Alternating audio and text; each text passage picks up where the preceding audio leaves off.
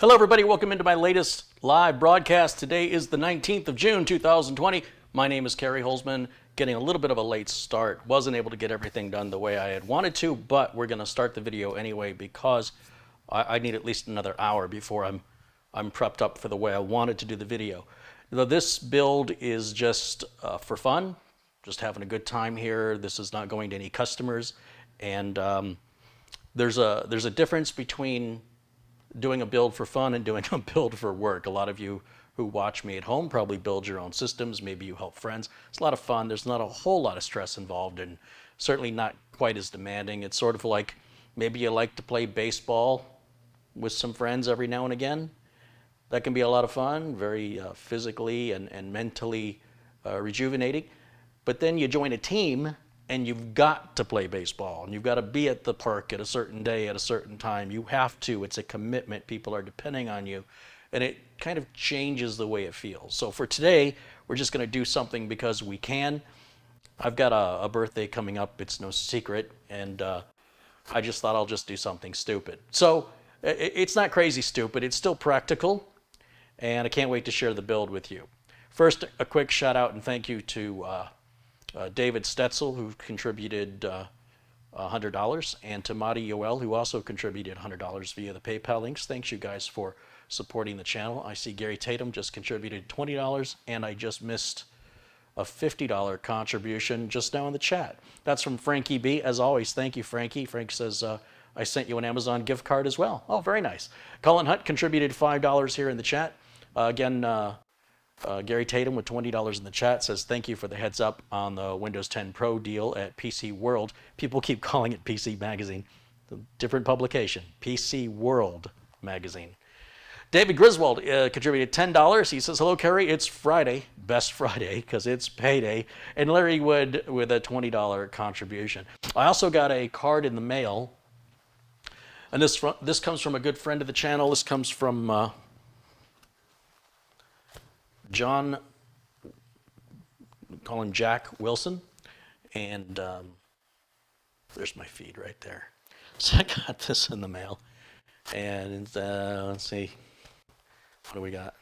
Well, he says, yikes, that must be a jillion in dog years. Oh, and $50 came out. Hey, that's a good deal. And there's a note.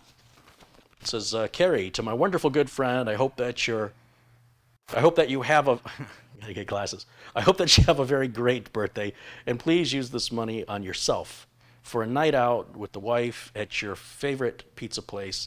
This is from Jack 2020. How cool is that, man? You're the best viewers in the world, friends, really. So thank you guys for all the contributions and support. It's because of that I'm able to do what I'm about to do today, which is, well, spend $4,300. This build is really not a $4,300 build. In all honesty, it's about $1,000 less than that. The reason the price went up is because of the CPU. In this bag is a limited edition Intel processor. This is the 9900KS. And I had talked to Madi when he was ordering his parts. I said, even though I wasn't ready to build, I said, we need to get our hands on the processor now because they were on sale. I shouldn't say on sale. They were a regular price, but they were in stock. And regular price is about $629. These chips are no longer made. They were a limited run for about 2 to 3 months. They run at 5 gigahertz on all 8 cores.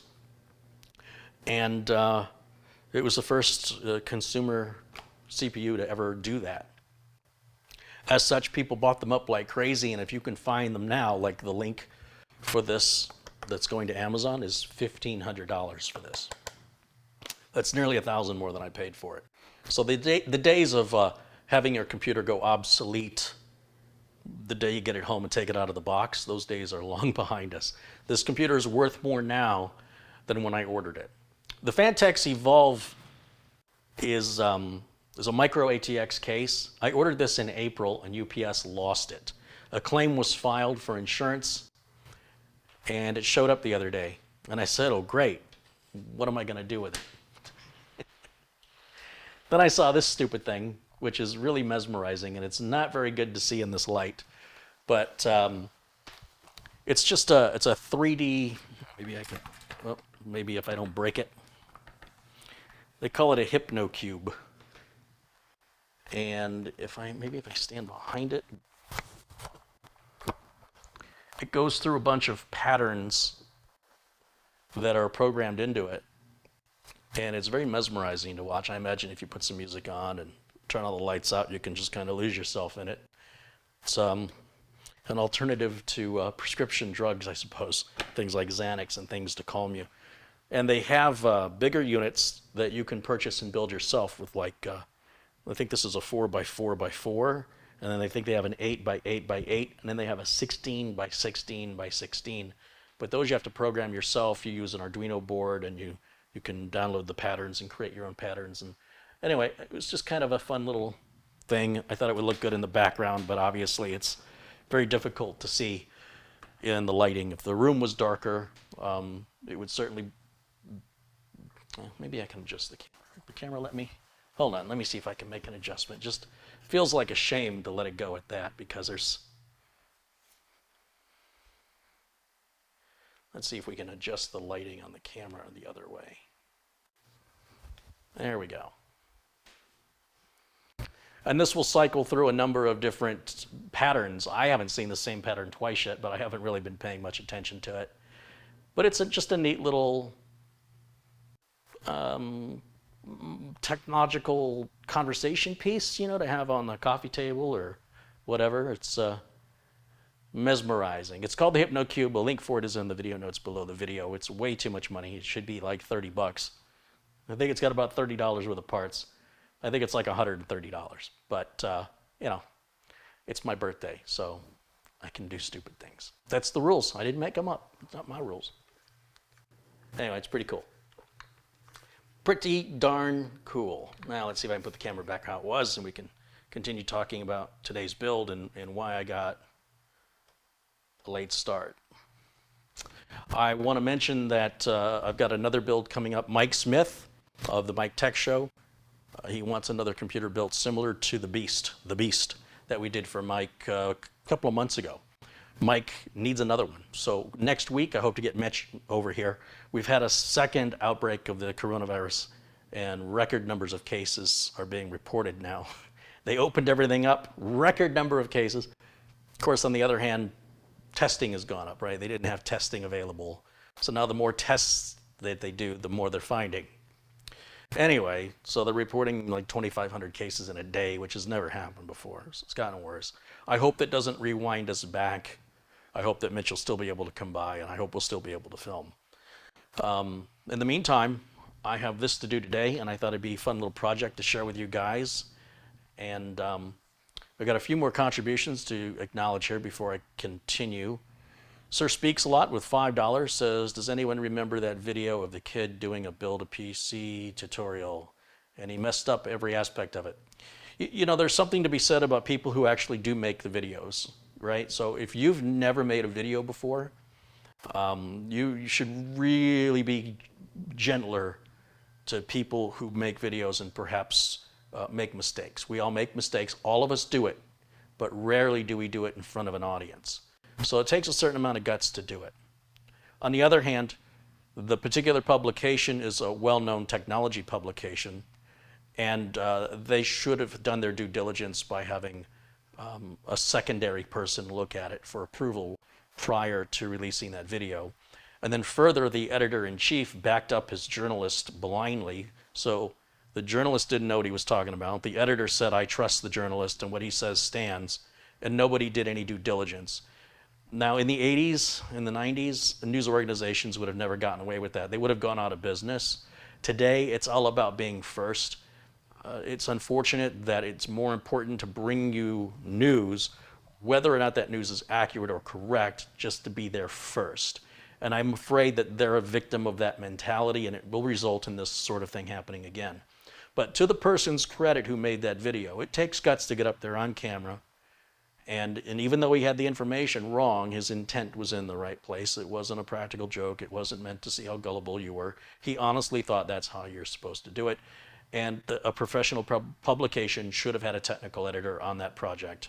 With the money they spent, I think Capital One was the sponsor of that video, and it got such terrible outrage from the internet that it was dangerous information. That Capital One, since the editor-in-chief refused to do anything about it, the sponsor said, we don't want to be associated with this. This is making us look bad. That's when the editor-in-chief rewound and then took it down and then started to sue or threaten to sue other websites for showing clips of it and either explaining what was wrong with it or making fun of the person doing it. I don't see any reason why either one of those things is suable. Certainly, I get attacked all the time. I would rather see people make fun of me because I could use a good laugh. If somebody's got a parody of me, please make it. It's great. But if it's mean, if you're mean-spirited and just nasty, the internet's filled with that. But it's a shame that we live in an era where the bad videos are the ones everybody's talking about.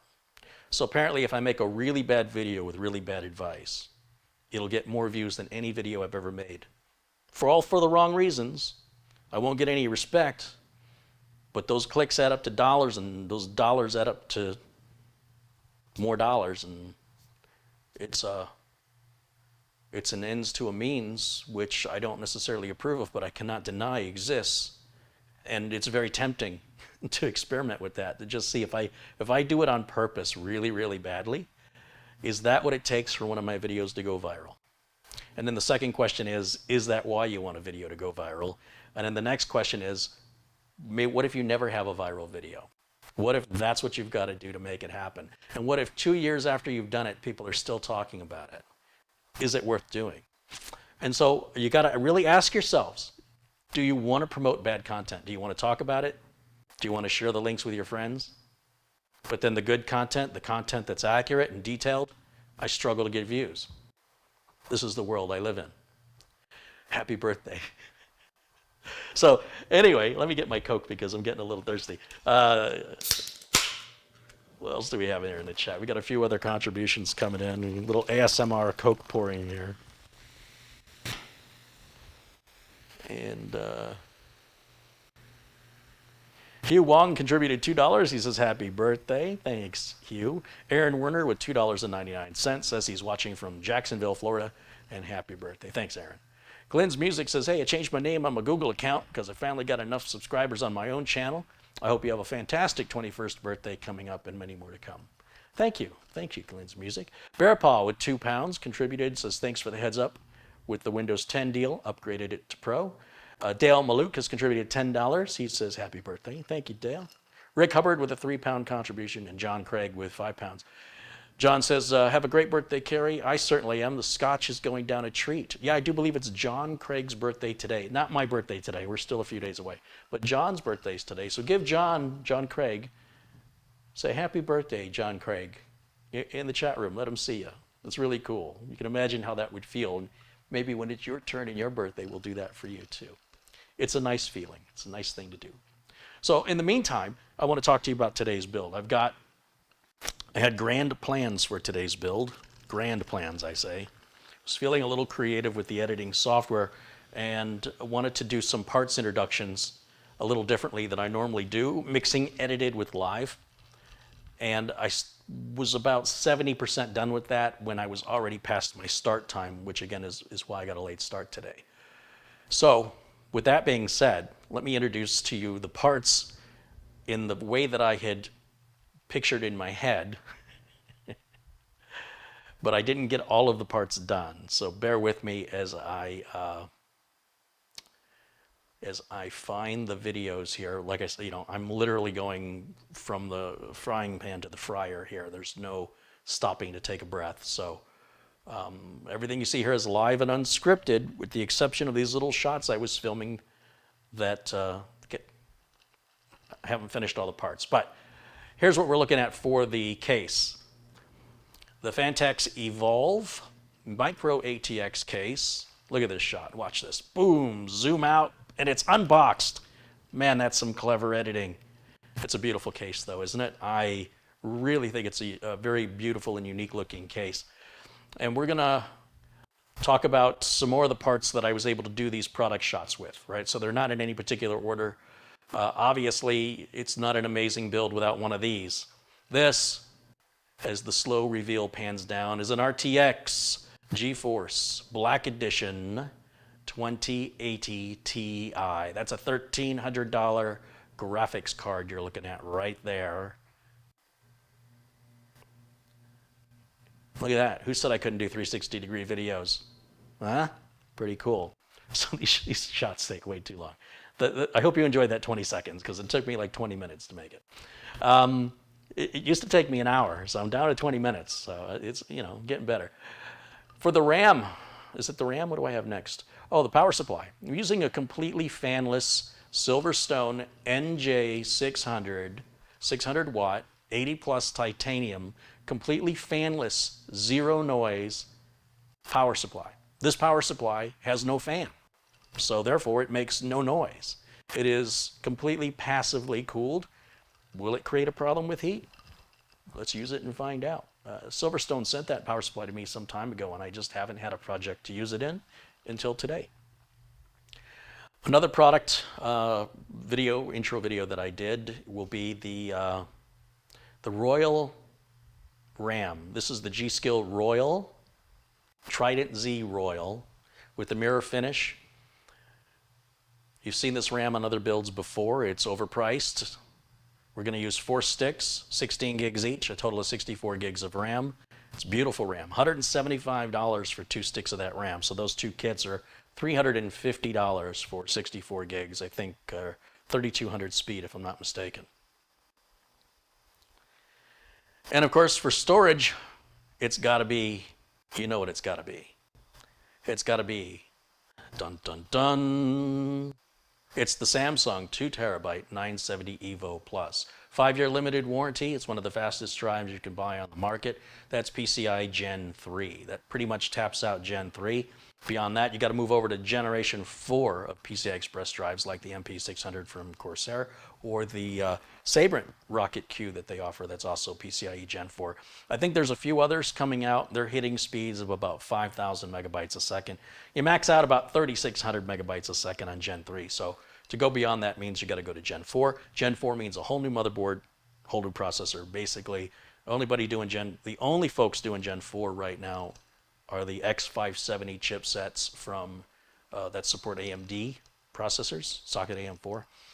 Beyond that, Intel won't be ready till the next iteration with the chips. I guess the motherboards, the socket 1200 boards are ready, but the chips aren't. So Intel's going to be about a year late to the game after AMD on that one. I don't know how big of a difference it makes. Depends on how you use your computer. And I think that was all the product shots I was able to get done. 1, 2, 3, 4, 5. Yeah, that took me like an hour. And I still had the product shots for the cooler that I didn't do, the CPU and the motherboard. I had 3 more to do, and I wouldn't have started this video until 4:30 if I kept, if I was stubborn and was like, no, I'm going to do all this. So that's what I did. Maybe you guys like it. Maybe I'll do it in the future some more. It's kind of fun to combine the edits with the live. It's just something a little different. I'd like to put some music to it, maybe even do a computer build music video. There's a song I really, really like. I just have to find out how to get the copyright permissions to do it. It may mean that every penny that video makes will go straight to the copyright holder of the music. The song is called Closer, and it's by a group called Lamatre. I think that's how it's pronounced, L-A-M-A-R-T-R-E. If you just look up the word Closer on YouTube and then look for Lamatre, it's very catchy song, and when I hear it, I can visualize the video techniques, the editing techniques. So I have to strike while the inspiration is there, But in the meantime, that won't be happening today. Today I want to try and get as much of this build done as possible. It's a crazy build, right? 64 gigs of RAM, a completely fanless power supply, a 2080 Ti Black Edition graphics card, which is basically the best gaming graphics cards you can get. You have to go up to Titan level beyond that. You're looking at $2,500. You're going to double the amount you're going to spend to get maybe a 10 to 15% increase in performance. So even the 2080, honestly, is a much better deal, price for performance, than the 2080 Ti. The 2080 Ti, you're going to pay another 50% on top of the price of a 2080, but only get about 15% more performance, maybe, most. So it's not a very good proposition value for the money. But if you want to make a video that gets a lot of views, right, you got to go with this crazy stuff. When it's all said and done, at today's current pricing, we're looking at around $4,300. That also includes the Samsung 2 terabyte 970 EVO Plus, which regularly sells for $399.99. Lately, it's been around $449.99. Today, I think it's at $429.99. So it's $399.99 is the suggested retail price. So anything above $400 is just supply and demand. Samsung's not seeing it. That's some seller is pocketing that extra money. As for the Mugen coolers, I'm not using the Mugen cooler. The folks over at Be Quiet asked me if I would try out their new Pure Rock 2. I had to look and see the name of it. The Pure Rock 2 from Be Quiet was released a few weeks ago, and I said, yeah, I'd be happy to take a look at it. We'll see how it installs and what the noise levels are like. I wish I had the all black edition, so I may revisit this computer in the future for aesthetics. I may change this to an all black edition Pure Rock 2. And the power supply is silver, and I might change that to a black power supply. But they only make the fanless power supply in silver. I'm not aware of it being made in any other color. And this power supply is about $200 over at B&H Photo right now. It's a, 80 plus titanium and completely silent. That means there's no coil whine. Everything has to be tuned perfectly.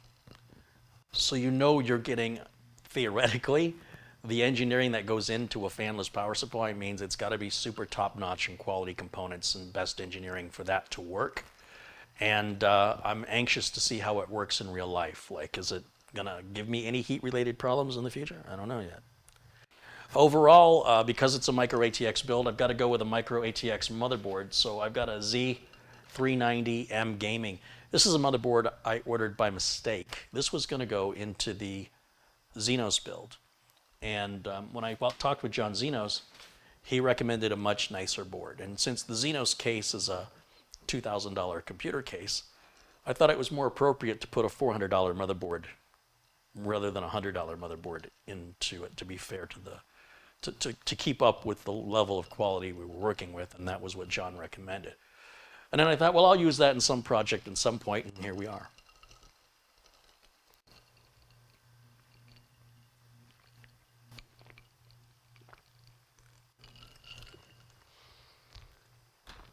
A couple other contributions have come in. Let me give a couple of shouts out to some folks here.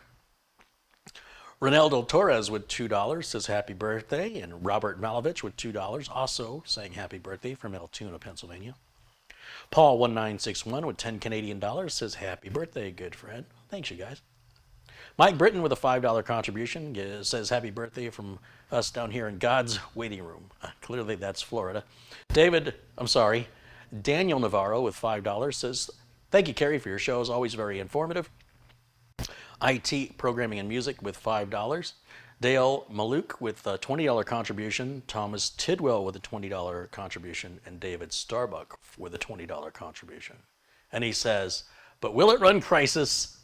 LOL, happy birthday. Oh, yes. Yes, this will definitely run Crisis. Thanks, you guys. Those are some great contributions. I love your show support. I appreciate it very much. I don't know what I'm going to do with this computer when I build it, quite honestly. I think it's going to be really pretty. I think I'm going to be very proud of it. And I may replace the streaming computer with it. The streaming computer is still, so we're using the AMD 3900 in the streamer, and sometimes it doesn't want to boot up. Sometimes I turn it on, the fans go wild, and it just sits there, and I've turned it off and back on again. I believe it's a RAM incompatibility with the motherboard, and this is something that just goes with AMD. It's just, you deal with it. Obviously, you can go through the QVL list to verify which RAM has been tested, It's a pain in the butt. I should be able to buy any RAM and plug it in and it should work. But there are also regular BIOS updates coming out for AMD boards that improve RAM compatibility. That's still happening today. I just updated the BIOS. I don't know what system that was on. Might have been here on the streamer, actually. That the only thing that says the updated BIOS does was improve RAM compatibility. And that's after all this time. They're still dealing with that on the AMD side. So there are a lot of fans of AMD, and I'm not here to tell them they shouldn't be. But I will say, with all the experience that I have with Intel, I have an advantage that I just know how things work. And because AMD's kind of come into the game a bit late now and recovering from that, they've got some steps to do to make it as easy and seamless as Intel. They're just not there yet. If you like to keep your hands on stuff, if you like to keep tweaking and modifying and adjusting, AMD is really good with that, right? Because you're always going to tweak and modify and adjust. You want to go look for new AMD chipset drivers, you have to go hunt them down yourself. AMD does not present them to you. They will eventually, through Windows Update, you will get them. But if you want the latest and greatest chipset driver to improve your security, your performance, the reliability of your computer, you have to manually search them out.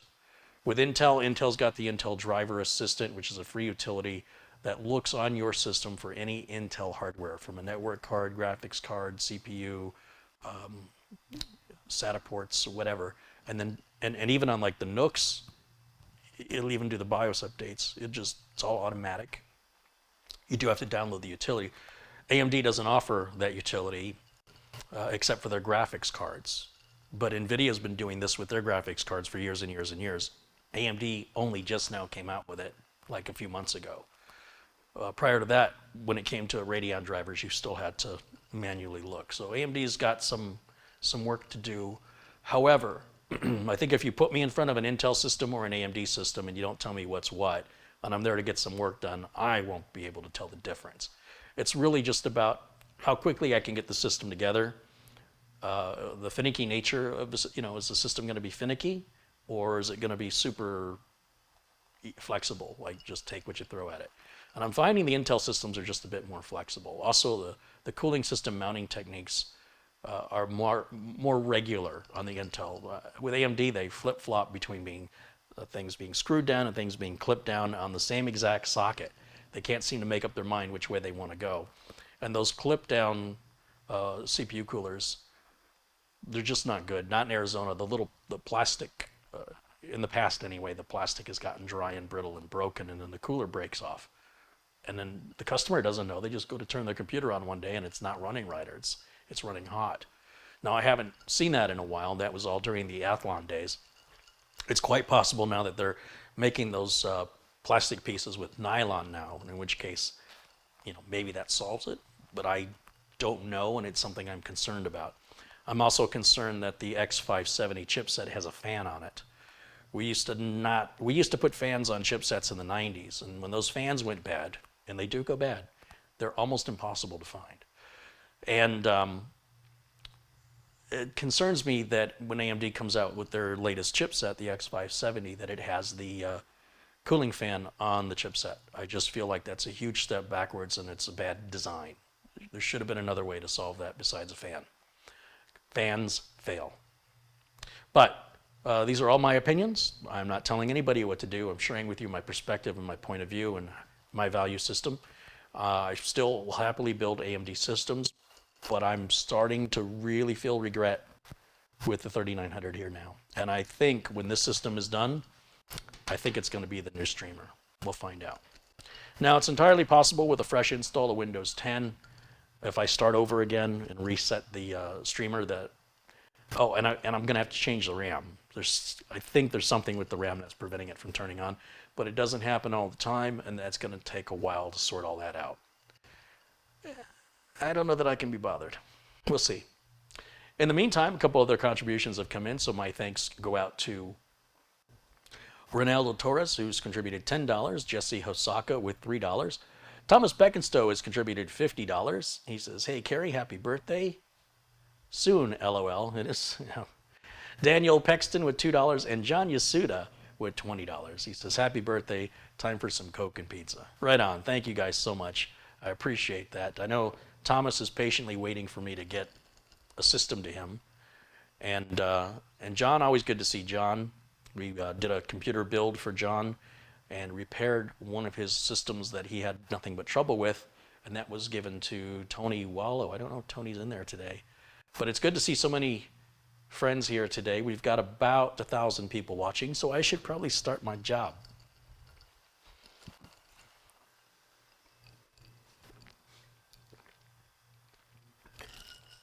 Really thirsty today, so bear with me here for a minute.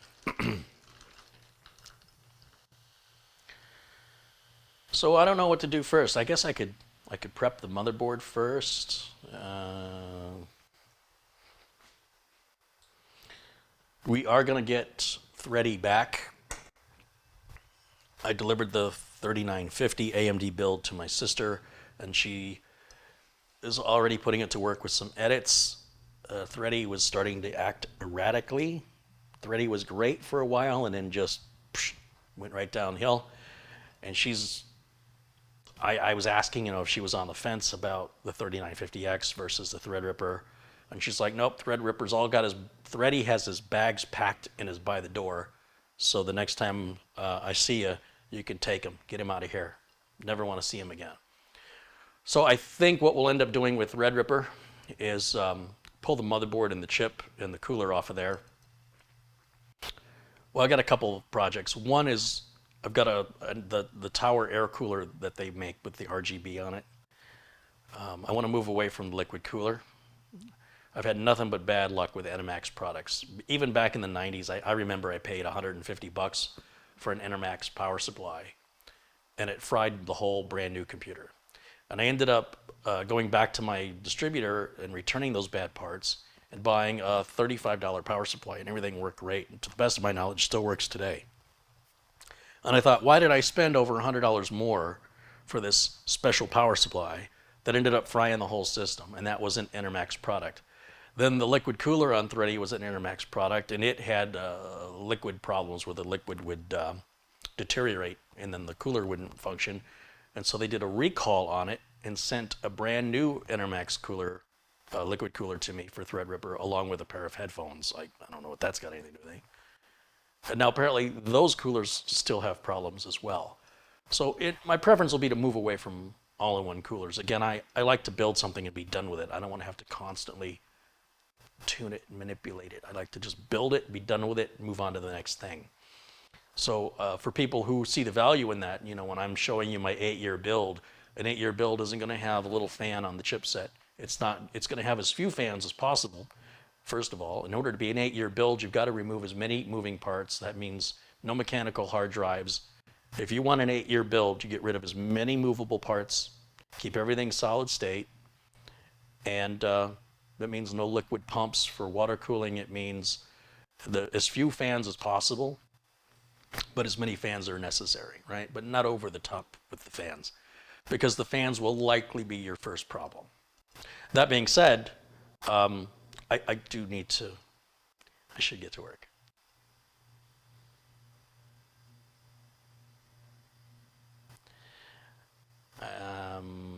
Guy Sternitsky's contributed $5, says happy birthday. Chris Keegan contributes $10 and says happy birthday. I always look forward to your live streams.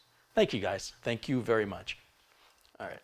So I guess maybe I'll prep the motherboard first. I don't know.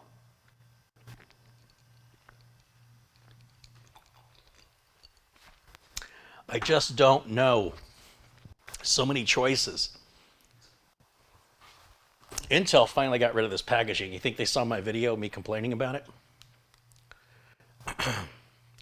The package is inside of the package. That little square box, that's all they needed to send. I don't know whatever happened to people caring about the ecology and one-time use plastics, plastic straws, plastic shopping bags, but then to go in to create this expensive packing, which limits how many of these you can put into a box. In fact, when I ordered this, it shipped with cardboard around it like an egg in its own box.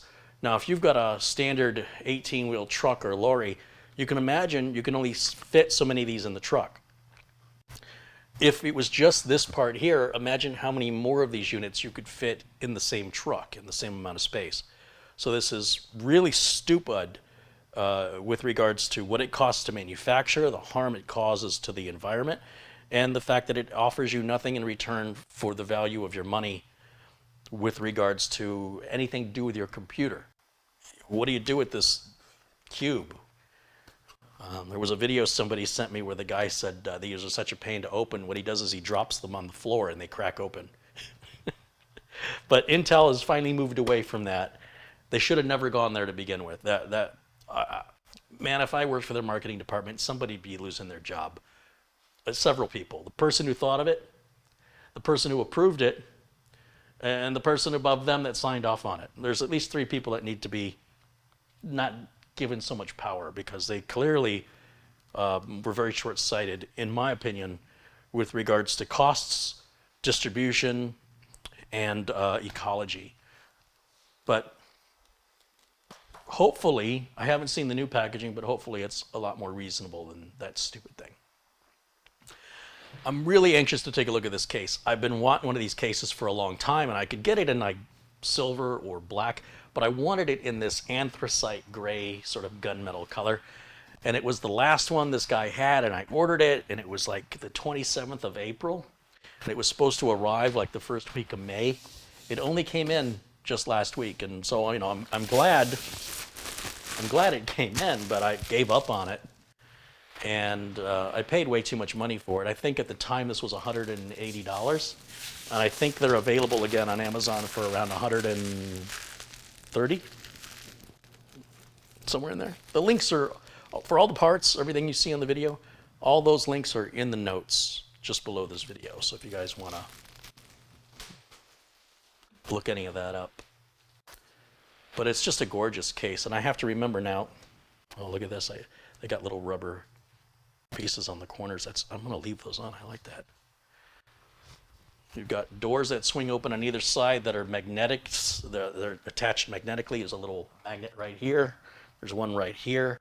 And then you'll see there's cutouts in the metal. Or this isn't metal. This is a nice touch foam, which apparently is good for anti-vibration, vibration noises, scratches to the glass, and noise dampening. So that's a nice touch as well. There is supposed to be room up there for a liquid cooler. I already mentioned I'm not a big fan of liquid cooling. Maybe something to revisit if I ever get that bug to want to do that. We've got the accessory box, and I forgot. Phanteks has the coolest accessory box. If you have even a touch of OCD, pay attention. If you have even a touch of OCD, there's one reason for you to buy a Phanteks case.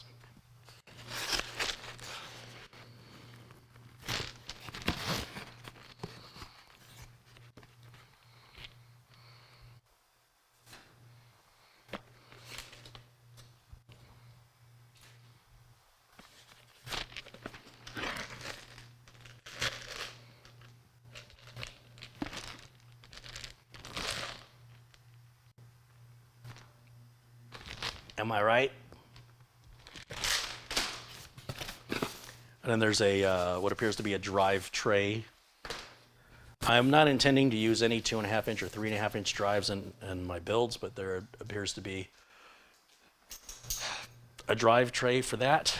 It appears to be a 2.5-inch or a 3.5-inch drive tray on top of the ones that it's already got. If we look around the back side of it here,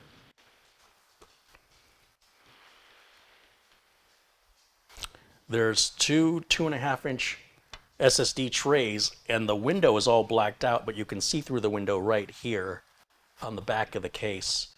So you can see the branding on your solid state drive, because, you know, that's important.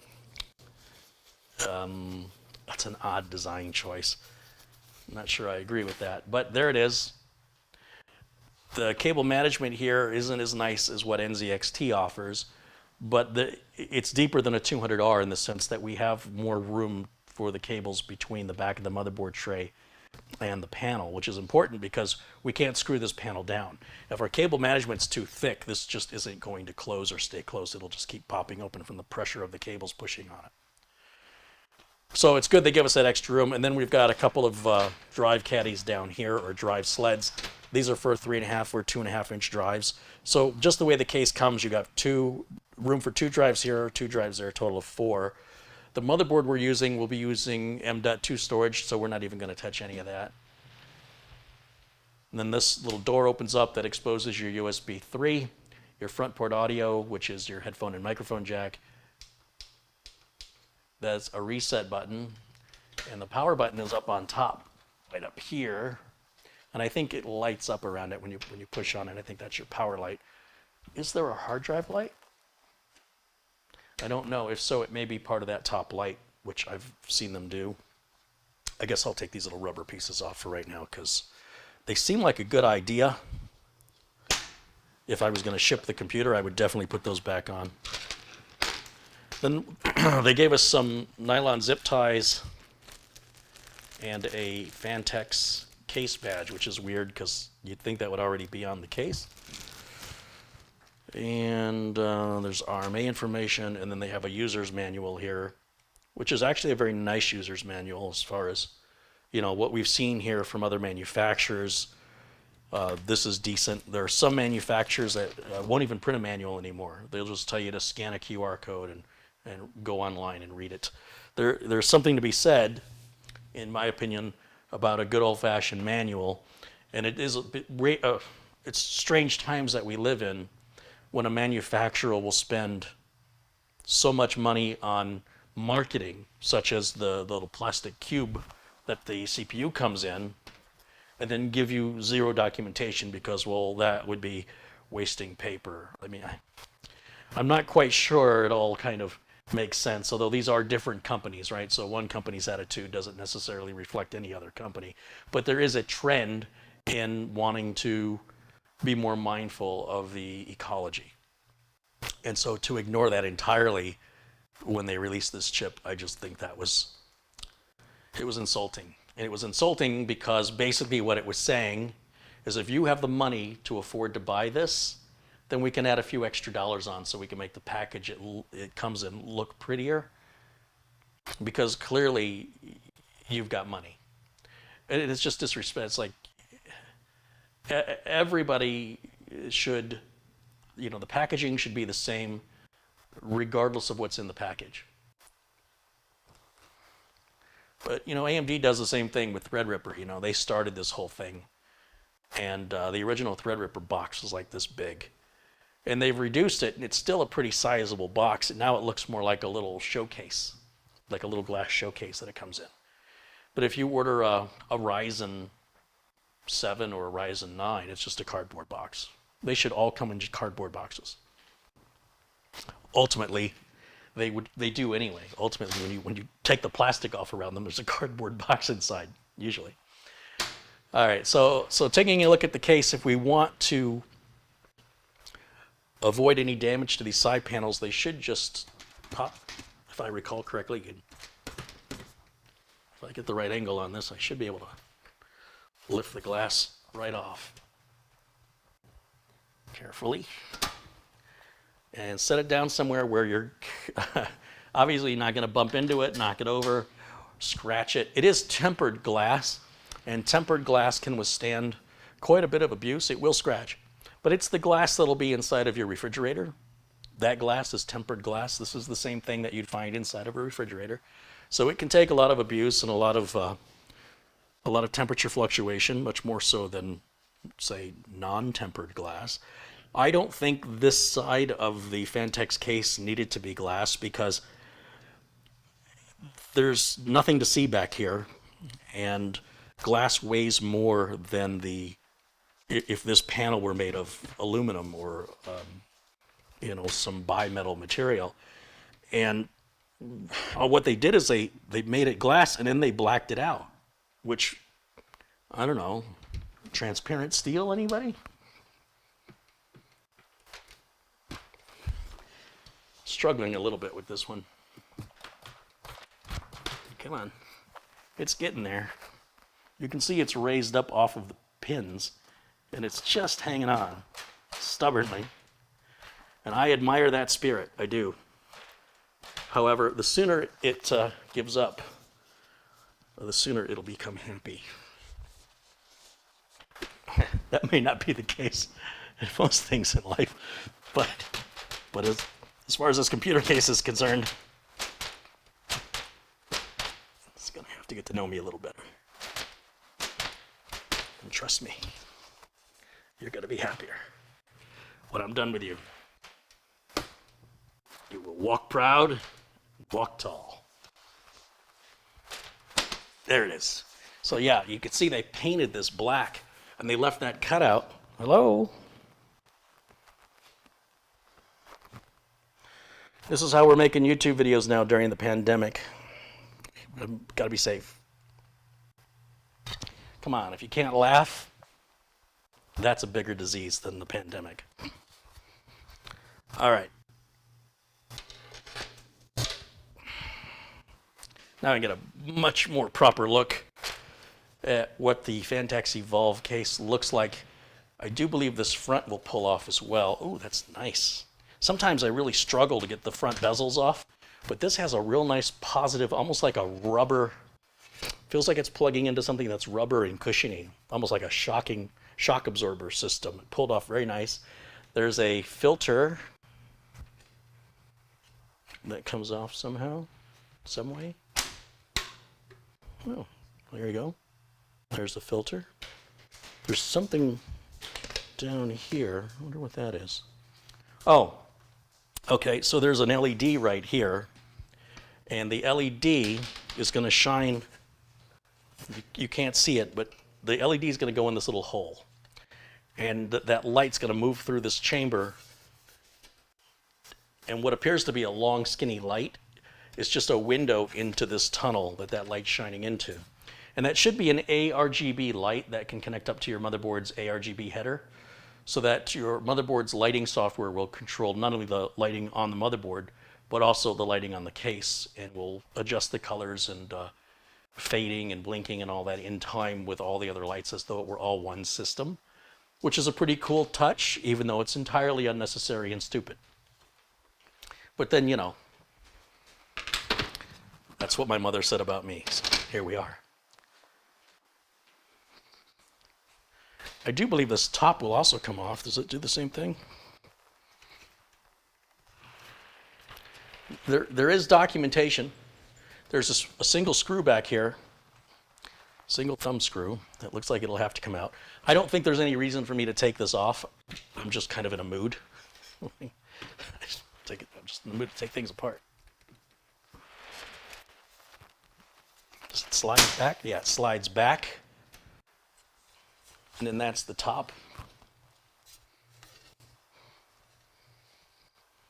Interesting. Very interesting. Yeah, that's a very interesting design. And I'm not saying that in a bad way. There is a keyhole at the top, which doesn't match up with the way any of the other bezels connect up to this case. There's a little keyhole here, and if you look very closely, if we zoom in, you'll be able to see it. And you see where my finger's right here? See how it's wider at the top and then it goes narrow? So the little, on each side of that top panel, there's a little round peg that goes into this, or it's a square peg, I don't know. It goes into that square hole, and then when you slide it back, it grips it around its neck and holds it in place, and then the single screw in the back is what secures it.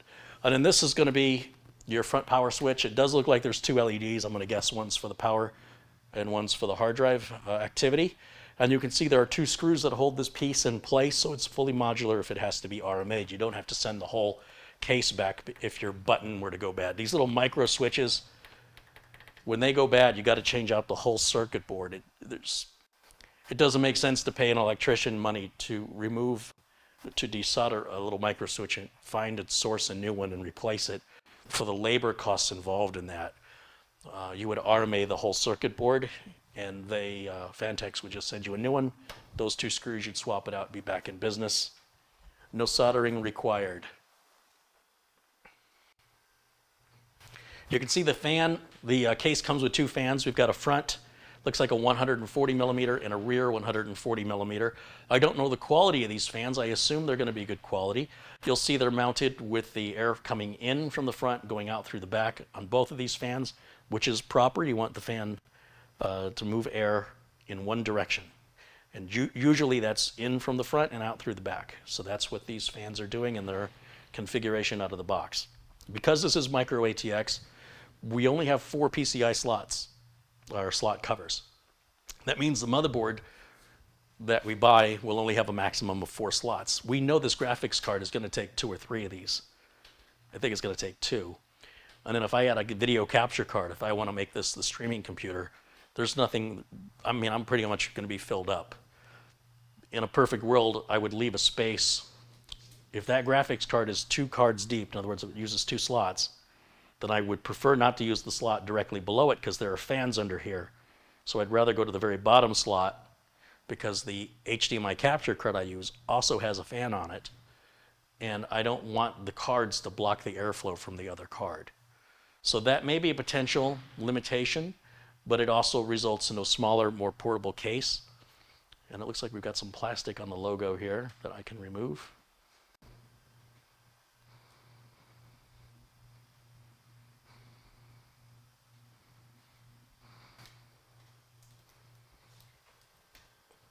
All right.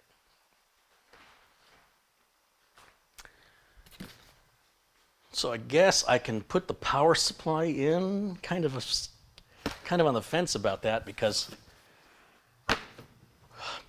the front panel being glass, it's the many case manufacturers are putting these, oh, there's a word for it, these covers that go over the power supply. And on one hand, they're great because they hide your cables real super easy. You don't have to get out the zip ties and make it look pretty. You just shove them all under there and nobody has to see nothing.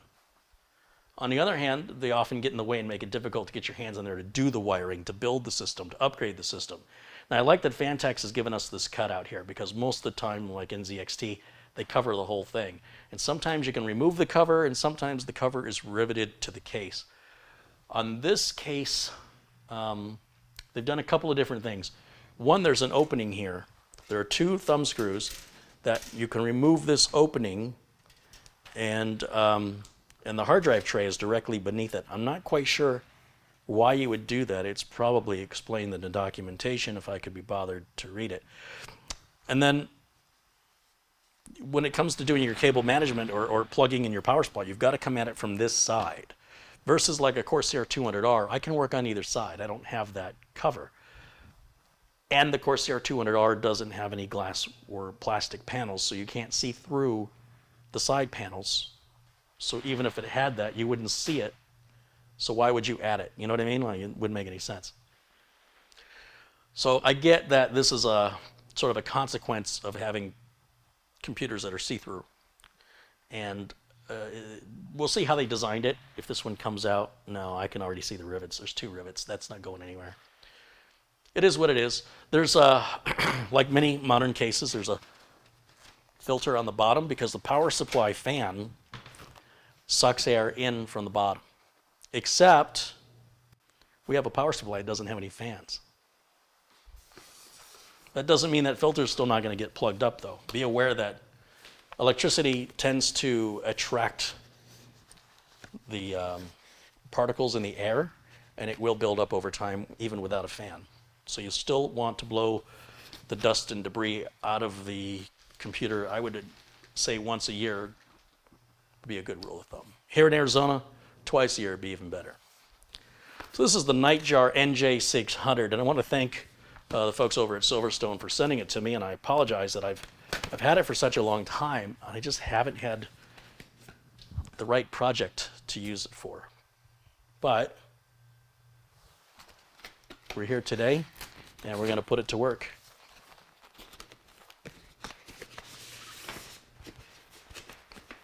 One of the things I try to emphasize on my channel, in case you're new here, I like everything to be real. I don't like to use a part because a manufacturer sent me a part. I like to use a part because I need that part. And I want to get that part to a customer, and I want that customer to use that part just like they would use any other part. And I expect that customer to call me anytime that customer has a problem. If the problem the customer has is related to that part, that's going to become a part of the review that I do on that part. So it doesn't just begin and end with a product that I have for a week, and then my limited use and virtualization of reality saying, well, you know, the keyboard does this many clicks before failure and anti-ghosting and blah, blah, blah, and played 17 games with it in the last 3 days, and it works great. I recommend it. Not a fan of that. It's almost every review channel for everything, not just computers, but cars. If you're not living with it day in and day out, how dare you recommend people spend their money? It's very disrespectful to me. Manufacturers love it, though. But if you can get a part that you need anyway, manufacturer's willing to give it to you. We can put it into a real use case scenario where customers are going to rely on it just as they would for the people that are viewing your videos, deciding what parts they want to buy and trusting you. There's nothing that's a better test than reality. And giving that computer to a customer and letting them use it day in and day out, however they use it, is simply not replicatable in a lab, nor can you speed it up. You can't put a year's worth of use in a week. You can't do it. Not accurately, not in my opinion. Like I said, I don't know what's going to happen with this computer yet, but one way or another, it will be relied on, whether it'll be relied on as my new streamer or whether it'll be sold and go to a customer. And if any problems come up with any of the components, I always follow up and let you guys know because it's an important part of the review. The Intel Nook that I built in 2013 still runs today. I like to review it once a year. There's just been nothing to say about it. It's needed no repairs. It's never even had an OS reinstall as far as like, it's never had a virus. It's been upgraded from Windows 7 to Windows 10. It's got 2004 on it now. It's had several BIOS updates. It just keeps running. And that was the cheap Nook back in 2013. That was the i3. Still running great today. What I'm holding in my hands, I've got the power cable, and then I've got the modular power supply cables, which I'm going to set aside. And then what remains here in the box, they went with the velvet bag. So again, it's like, well, if you can afford $200 for a power supply, you wouldn't mind spending an extra $2 to have this nice velvet bag. I don't know what you're supposed to do with this velvet bag once you take the power supply out of it. It's just apparently an emotional unboxing moment that I guess people with money deserve, according to some manufacturers. Not that you need this bag or it will serve any purpose. They go, well, you can put your modular power cables in this bag, but then what's this bag for? Isn't this already a bag designed for holding modular power cables? So what do I have this bag for? This is just a waste of material. It's completely unnecessary, and it just bugs me. Can you tell? It's just unnecessary. This could have been put into a plastic bag, and if we wanted to reduce our plastic use, it could have gone in there wrapped in paper, or heck, I bet you if this power supply were just simply put in there just like this in itself would have protected this power supply from being scratched up. I don't know why they went with silver. It's a weird color choice with today's day and age. The power supply is a bit longer than the traditional power supplies you see me use. Are usually right about there in length, so we got a couple extra inches length on this one. That's not uncommon on bigger, more powerful power supplies. This one's got to be a little larger because it's got some big heat sinks in there to dissipate the heat. You'll see it's 600 watts. Yes, that's going to be plenty of power for the 2080 Ti and the 9900 KS. I'm not overclocking anything. I have no plans to overclock anything. And we can put the kilowatt meter on it when we're done building it. It'll probably pull 400 watts. Might peak out at like 500. I will be surprised if it's going to hit at 600. If it does, you could experience things like blue screens and other random crashes during those high peak power consumption moments. I don't think I'm going to have an issue with it. If I do, I'll follow up and we'll have to get a more powerful power supply. But I think most people overcompensate and they think they need about 300 watts more than they actually need. Whatever power supply you've got, there's a good chance whatever you bought, you probably have 300 watts more than you needed. And that's not a bad thing, but you probably aren't using as much as you think you are using. Now, of course, I'm going to have a couple of viewers out there that are very technical engineering types, and they know exactly what they're using. And I'm not talking to you because my channel was never intended for people like you.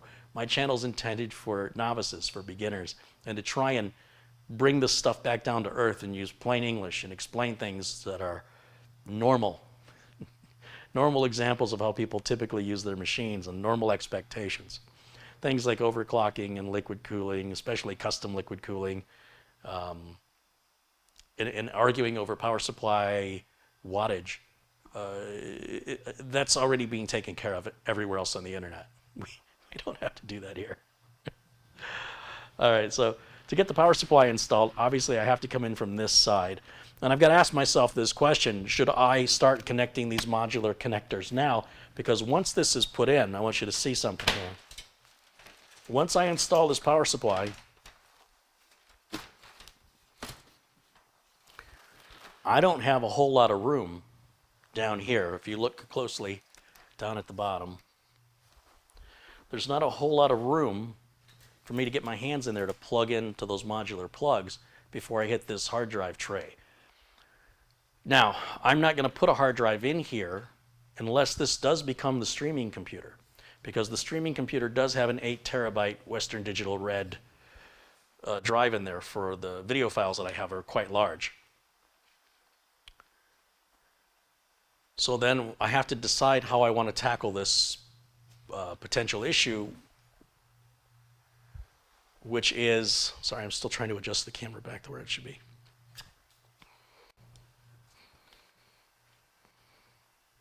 This potential issue, which is you can either plug the cables in you're going to need ahead of time before securing the power supply, or you can temporarily remove the hard drive cage, do what you need to do, and then put the hard drive cage back after all your cabling's done.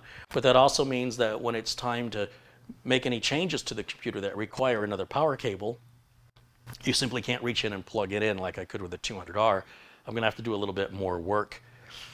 I'm just not a fan of that.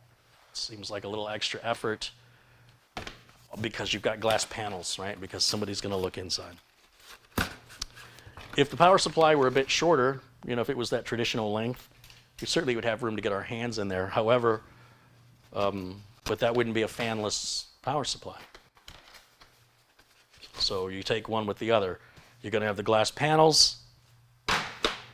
Then you're going to have things hidden. Because things are hidden, you have to work around them. Because you have to work around them, 5-minute jobs take 20 minutes. You have to do more effort, take out more screws and remove more parts because you're going for a certain look, and that look requires certain items to be moved in such a way that they're not visible. When you're dealing with a traditional computer like the kind of computers we've always built from the 80s and 90s and even today, they don't have those panels that you can see through. So you're far more open and flexible to getting in there and getting the job done in most case designs, right? So I get really upset if there's a case design I'm looking at where you could literally do anything you want because there's no glass panels, and yet they still made it difficult. Like, really? So it keeps taking me back time and time again to the Corsair 200R. That to me is the perfect computer case, but it is definitely not as pretty as this one when it's dressed. This one's naked right now, but when it's got its clothes on, this is one of the sexiest computer cases. The RGB is so subtle on this that I'm okay with it. It's not this, you know, it's not this. All right. So I think I'm going to just leave the power supply in there and not secure it at this time because I know I'm going to have that issue. These cases, much like many of the newer cases, they don't afford you any opportunity to add a memory card reader or optical drive internally. You can always add them through USB, all that stuff. Even floppy drives are available in USB. You can still buy them. I don't know why you'd want to, but there's somebody out there selling 3.5-inch USB connected external floppy drives. External Blu-ray, external DVD, external CD, external memory card readers. And I use an external memory card reader when I'm transferring the video files off of my cameras. I've got this little Sony unit here, which is kind of pricey. But the reason I bought it is it moves the data far faster, and I don't know why, but it'll take the SD cards I put in there. And when I'm copying these video files, they can be quite large and take quite a while with my internal memory card reader. This external memory card reader is faster. The internal memory card reader reads like 48 different kinds of memory cards. I'm generally only reading one kind of memory card, and that's the SDXC cards that my cameras use. So it's making more and more sense to get a case that doesn't have anything on the front panels now. I'm getting to a point, I've actually gotten to a point since for about the last 2 years where it's hard for me to remember the last time I've needed an optical drive, the last time I've loaded a CD or a DVD. I couldn't tell you. It's been a long time. For the most part, when I'm trying to move files externally, I'll use a flash drive. Flash drives are much more larger in capacity, certainly the availability of that, even including Blu-ray. It just far exceeds the capacity, the storage capacity. It's faster. A flash drive it can be, if you don't buy a cheap one, so much faster. And you don't have to worry about scratching it. You don't have to worry about the noise. Sometimes I've seen some computers come in where you put a disk in the drive and it just sounds like something's about ready to tear apart. Very noisy. And that's typically the sign of a failing optical drive when it starts happening. But you know, people, right? They're like, well, it works, so they live with the noise. It's fine if you take the disk out. Yeah, it'll be fine if you take the drive out too. In the meantime, a couple other contributions have come in. Jose and Veronica Lopez with $2 contribution says, good to see you again, Senor Carey. Hola, Jose, ¿cómo está? Don't talk to me in Spanish, that's all I know. Kevin Arsenault contributes 20 Canadian dollars. Hey, Kevin, thank you for the happy birthday.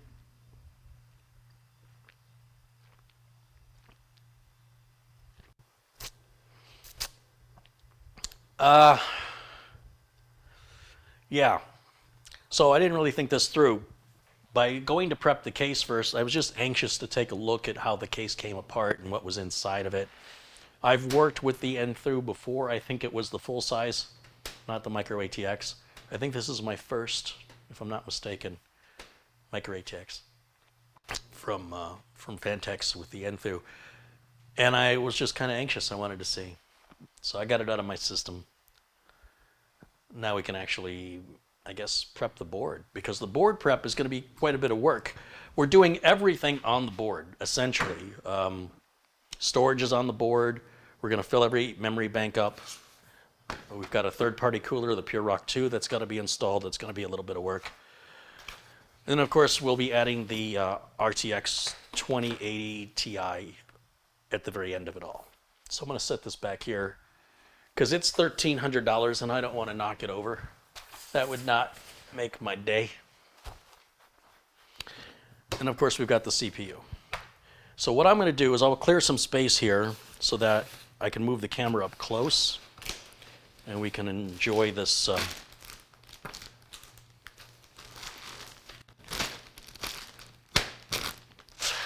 what do we want to call it? Tech entertainment. Here, I'll put that on the stove and we'll just try to remember not to turn the stove on. I'm sure it'll be fine.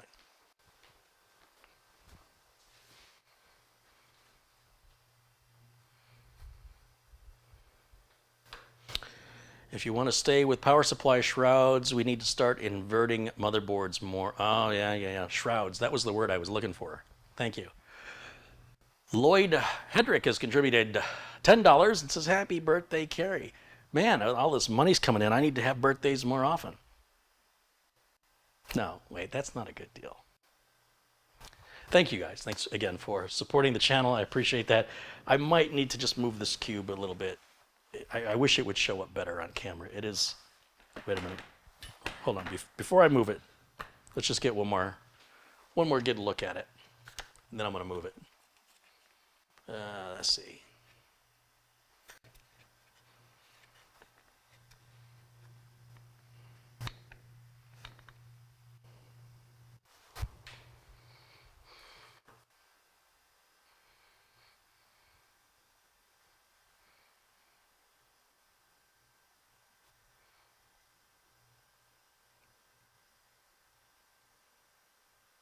I'm waiting to see what it's going to do next. I have no idea.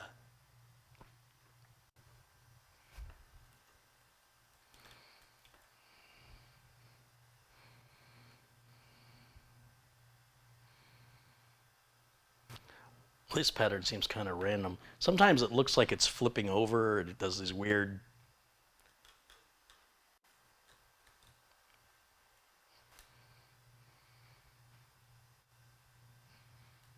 I'm just waiting for it to do something cool.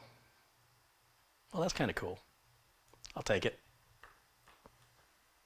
Okay. Oh, there it goes. I'm like, why did it shut off?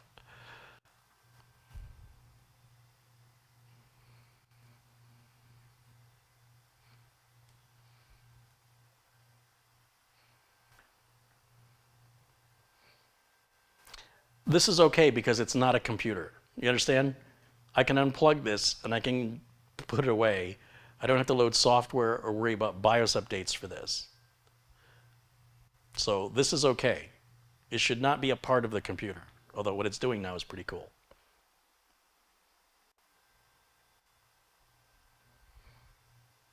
All right, enough of that nonsense. It's incredibly stupid. But a certain amount of that is allowed today for the occasion. All right, we'll unplug this and just move it out of the way. Showed it off enough. I would like to have it in the background of my videos, but I have to figure out how to make it visible, right? I mean, it's been there, and the lighting is obviously not good to really see that without having to severely reduce the camera setting lighting.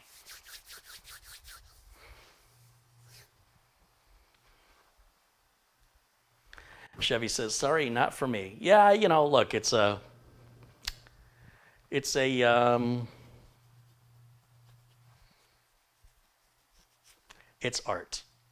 And one person's art is another person's trash. You know, it's in the eye of the artist, I suppose. So I think that's kind of cool. I think a bigger one, like 16 by 16 by, if that's 4 by 4 by 4, imagine something 4 times larger and the patterns of the light moving in and out and around it.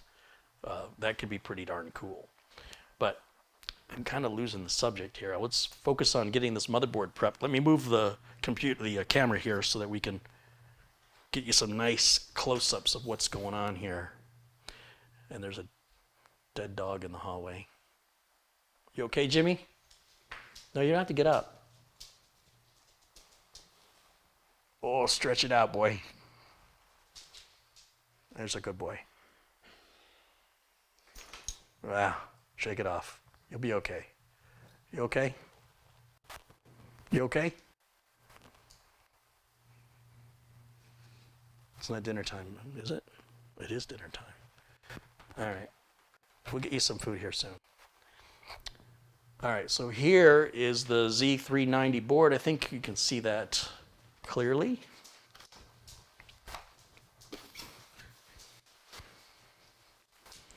Maybe we can go a little bit more zoom.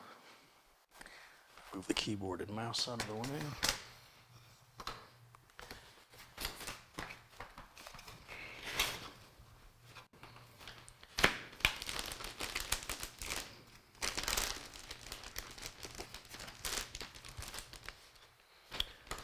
Underneath this cardboard that the motherboard was sitting on, we've got some SATA cables, some documentation, a driver disk, which we would download all that stuff. Well, it's all going to come through Windows Update automatically.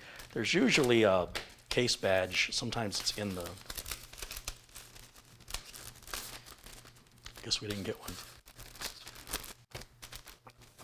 I don't use these driver disks anymore. I haven't used these in a long time. For the most part, you're going to get everything you need automatically through Windows Update. The exception being like the Samsung Magician software and Samsung NVMe driver. If I'm using a Samsung M.2 NVMe drive, as I am on this build today.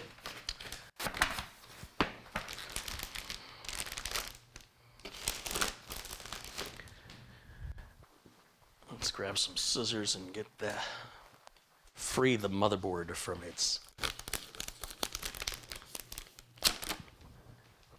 anti-static cage.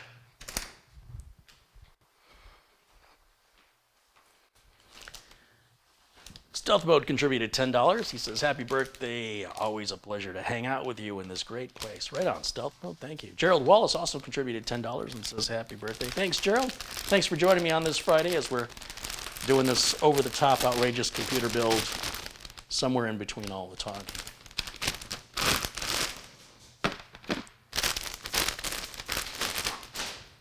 I did mention that there were 4 slot covers on the back of the case, which you can't see anymore. And there are 4 sockets on this board. 1, 2, 3, 4. 1 up here, 2, 3, 4. Your video card is going to go in this top one that's reinforced with metal because of the weight of the card. They don't want it to crack this plastic slot. We do have 4 places for memory. You've got to pay attention to that. On some of these boards you only get 2. And you'll see that 2 of them are reinforced with metal, which is weird. I'm not sure why they only did that to 2 of those. We're going to fill all 4 of these with memory. And then with regards to our M.2 drive, we've got 2 M.2 sockets, 1 here, and then 1 here. And then this one, there's a little tiny one right here. This is for a little M.2 Wi-Fi card. You guys ever seen one? You seen one of those little Wi-Fi 2? It's like an M2 Wi-Fi card. It's a weird little, it's typically used in, like the Intel NUC will use it, or the Surface Pro. Laptops in general use these little Wi-Fi cards. And the reason you won't see me use one is I have no way to hook antennas to it. But I had to replace the Wi-Fi card on the one of the NUCs. And it's just like changing out an M.2 drive. If I can figure out how to get the bag open, then I can show you how to do the technical work. But the bag may be more than I can handle. So let me just get some scissors here, and we'll go old school. We'll go medieval on this.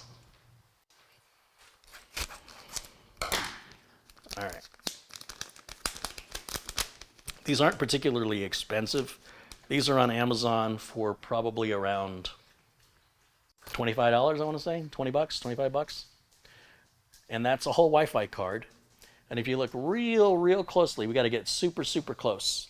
And this camera is probably going to struggle to get you the focus you're going to need, but use the scissors. Right where I'm pointing the scissors, right there, there's a little antenna connector, and next to it is another little antenna connector. And what you'll have is a little wire that has a little, if you could magnify it and look at it, it looks like a button on a shirt. Not a button that, like a cloth button, but a button that would, like a snapping button. It snaps. And so the wires, the end of the wires that are the antennas that hook into this, you're going to have to get some glasses, probably some magnifying glasses to see. But there are 2 of them.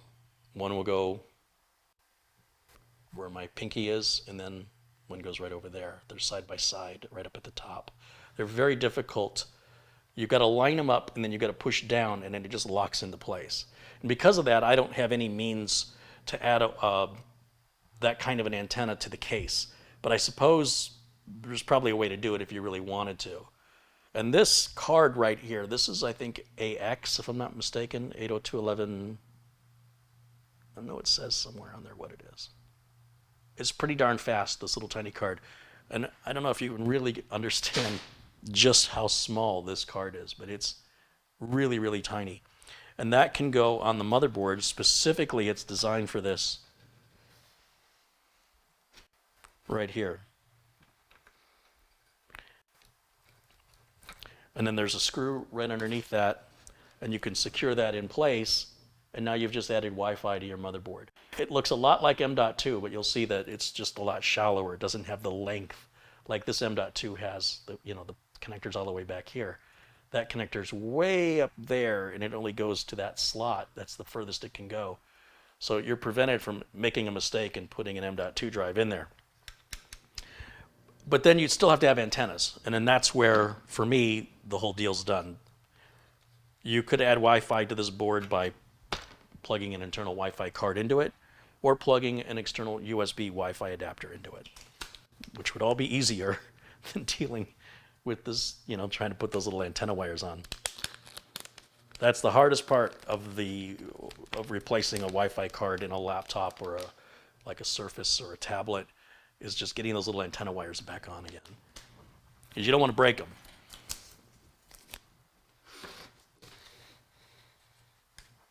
Let's see if we can move this around a little bit, make sure that you can see. I will do a video showing you how to upgrade the network adapter in a NUC. It's not difficult as far as like the technical aspect of it. It's one screw. It's really just the art of pulling the antennas off and then plugging them back on again, because it would help to have, I don't know, a hemostat or some really fine needle nose pliers or something that can give you that control without damaging anything. A couple other contributions have come in, so a couple shouts out to these folks here. Just real quick, I'll say thank you to Feral Sparky with $2, says happy birthday, bud. I hope your day is going great. Madi has contributed $10, says happy birthday, Carey and chat. Hey, thank you, Madi. Trond Lassans has contributed 200 Norwegian kroner.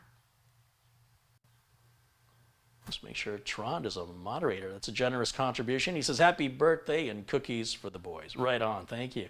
Gerald Huff with a, oh man, my eyes. €8, I think it's €8 contribution. Hippo Birds Day, Carey. I like that, thank you. And Madi with another contribution, $20, says happy birthday, Carey. And Digger contributes $10. My thanks to all of you. And let's keep going, shall we? Let's keep going with the build. Keep moving forward. 1,322 people are watching live around the world right now, so give that one consideration. Get to why we're here. So the mother of all boards, the motherboard, this one has an additional 4-pin connector right up here in this corner, and there are many power supplies that are not going to provide you with that additional connector. If you're going to build a system like this and you want to fill all your connectors, you're going to have to pay careful attention to which power supplies give you 2 of these CPU power connectors. Motherboards typically have either that one or that one. They rarely have both. And rarely do you have to use both unless you're overclocking the system. That other connector is there to provide additional voltage. Overclocking often requires an increase in the voltage in order to get the processor to run faster, which results in the processor running hotter. It degrades the part faster. It results oftentimes in system instability. And again, I'm not a fan of it. So you don't have to use the 4-pin connector. We do have to use the 8-pin. So when I build this, if this power supply, and I haven't checked, if this power supply gives us the additional connector, there's no harm in using it. But if the power supply does not come with it, and because we're not overclocking, we don't need it. So if we've got it, we'll use it, but we don't need it. We definitely have to use that 8-pin.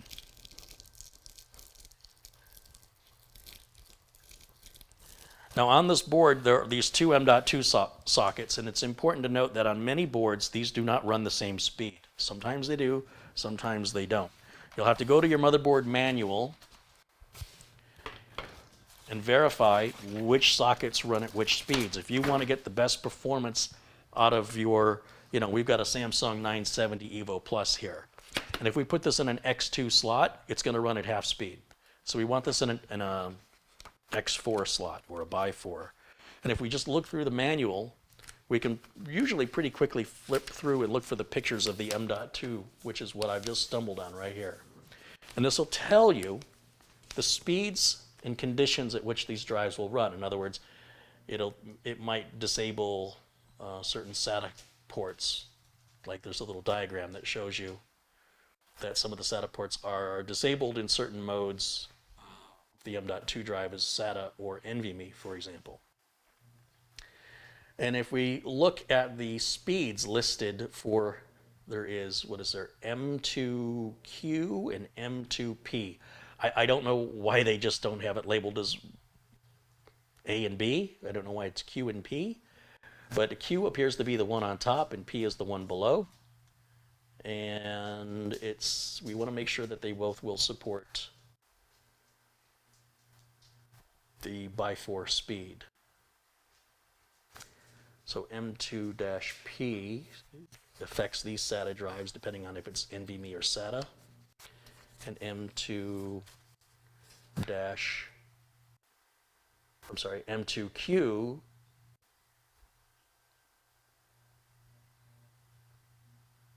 has no impact on the SATA at all, regardless if it's PCIe or what we call NVMe or SATA. It's only M2P that has the effect where you see the X's there with those SATA ports becoming available with those configurations. But my question is, the speeds, are these all by 4? Do both of these support by 4? Sometimes only the top one or only the bottom one will support the by 4. And it's no big deal if we get it wrong. We'll just notice when we run our benchmark that our speeds will be half. And we'll just move it. But I prefer to build it right to begin with, so I'm just grabbing my glasses so I can just quickly read. You guys could probably see this a lot bigger than I can, so bear with me for a second. We're not going to do a RAID configuration. Let's see. Due to the limited number of lanes provided by the chipset, the availability of the SATA connectors may be affected by the type of, we just talked about that. The M2P connector shares bandwidth with SATA's 0 and 1. Okay, we're not going to use any SATA on this board. Well, unless I move that 8 terabyte drive. If I make this my streamer, then that's not entirely true. But M2Q is the one that doesn't have any interference with SATA whatsoever. So that should be PCIe by 4. And which one is M2Q? Is M2Q the top one or the bottom one? Typically on the board, it will say, right on the board, etched onto it, it'll say M2, Q or M or whatever the manual says. Or you can pull up the earlier page in the manual where you have this diagram and it'll have arrows indicating like there's a slot right here that says it's number 8. 8 says that's M2Q/M2P. Well, that didn't really answer our question, did it? Because that gave us the number 8 for both of those slots. So if I look at the board itself,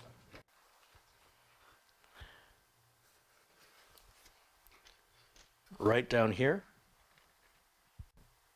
M2Q,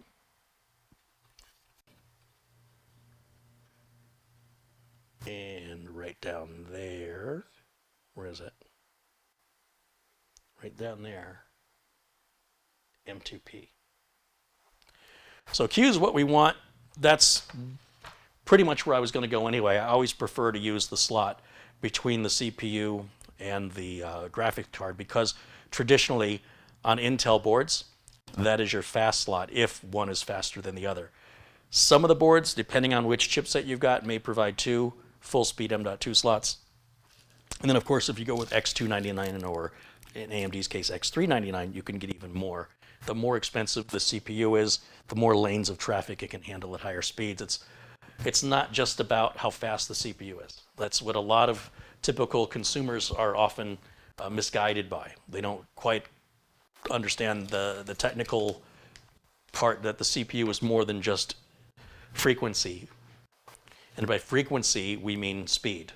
The frequency at which it runs or the speed at which it runs is often related to how much cache it's got, how many lanes of traffic it can handle, the chipsets, the front side bus, everything that involves data moving in and out of the chip. So a slower chip, a chip with a lower frequency can be faster than a chip with a higher frequency.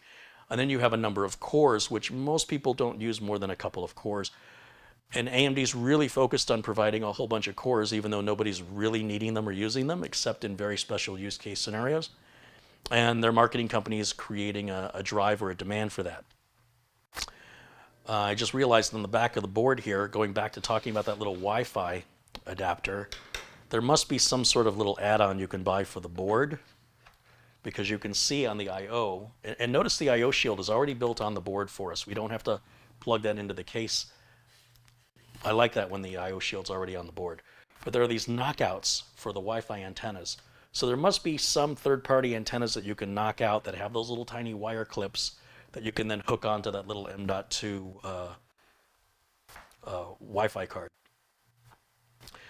This board also supports, if you have a CPU with built-in video, as our CPU does today, a DVI out and an HDMI out.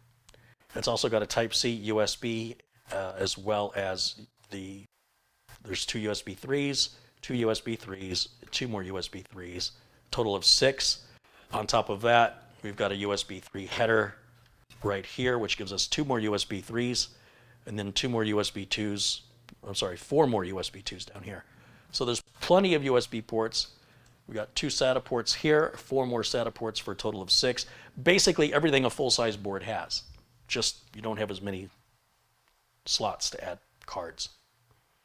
But if my video card will fit there, and if my HDMI capture card will go there, that'll be a perfect streaming setup for the motherboard. So this holds a lot of promise for me. Let me go ahead and install the M.2 drive right now.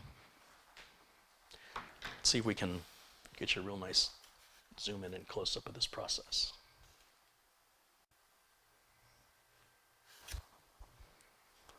Let's see if we can adjust the lighting a little bit.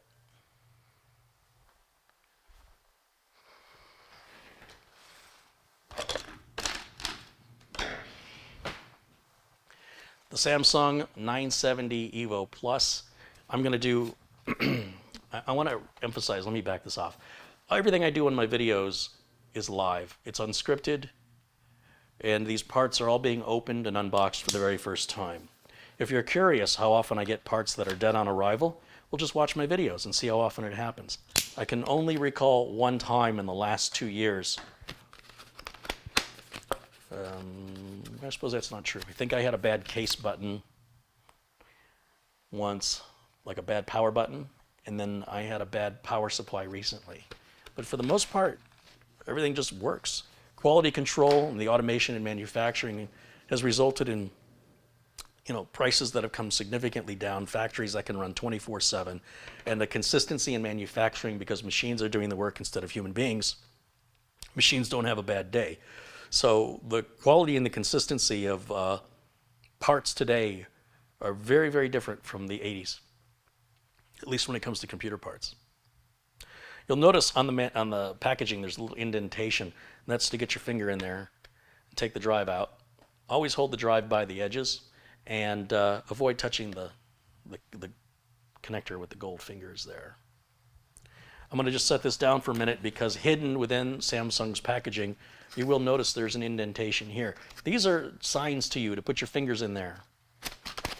And that's where you're going to find your documentation. I don't know what you need this documentation for, but there it is if you want it. Everything else can go right over there. So we're going to install the M.2 drive here. And, some motherboards have built-in heat shields, and they do sell external heat sinks for these M.2 drives, but it's pretty overrated. If you buy a good quality name brand M.2 drive, whether that's Samsung or Corsair or ADATA, Intel, who else do I use? Team, Sabrent. The heat sinks should be very optional. They're not really going to save you much in temperature. They'll make a slight difference, but it won't be significant. Maybe 10 to 15 degrees cooler. And most people don't use their drive enough to cause it to overheat to a point where it's a problem. Basically, the drive is going to self-protect by slowing down when it gets too hot. But by then, you should have already had your file copied or whatever it was you were doing, so it'll naturally cool down as you're done copying whatever file you were doing that was so big to have caused that problem.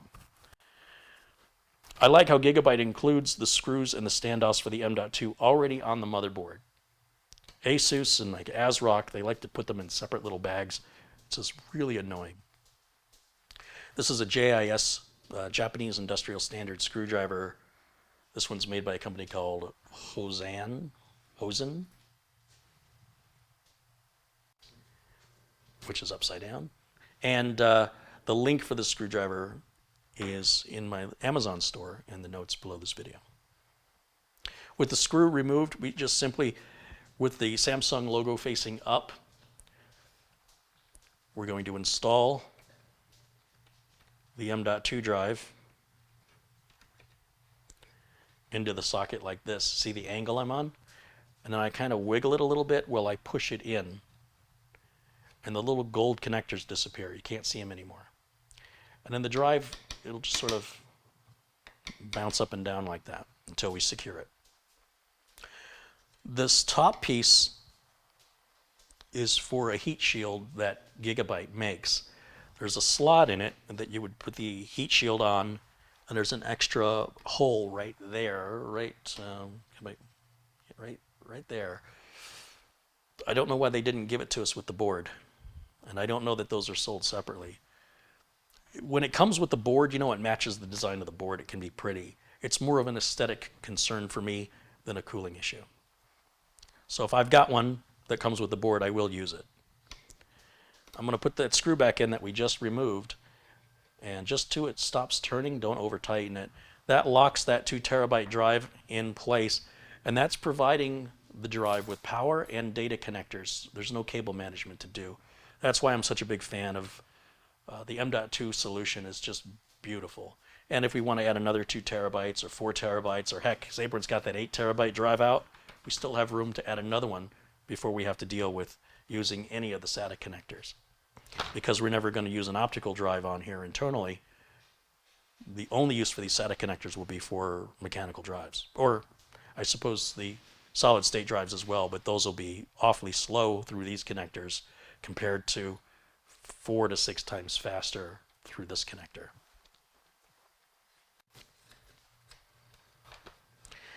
All right, I'll tell you what, let's get the boys some food here. Back this off a bit.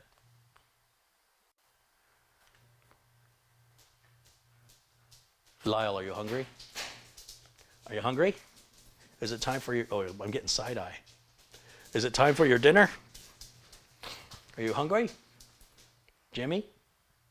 Jimmy? You ready for some food? All right, let's get him some food. They said, hey man, we're starving over here. Look at us. We're going to blow away in the wind. We're just skin and bones over here. Starving. All right. Come around. Come around to all the computers. You know the routine. There you go, buddy.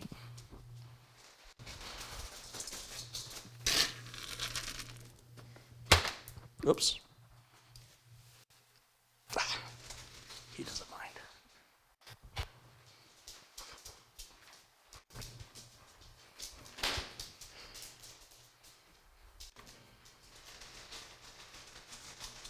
What do you think, boy? You ready for some food? Are you ready for some food? Can I help a foot? Oh, I got both feet. Look at those claws. Look at those claws. You're such a good boy. Look.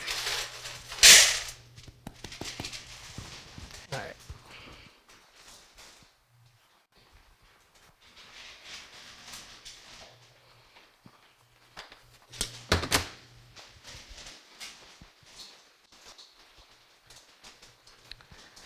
This is what happens when I start a video late. I have to interrupt them to feed the boys, but I don't think you guys mind, do you?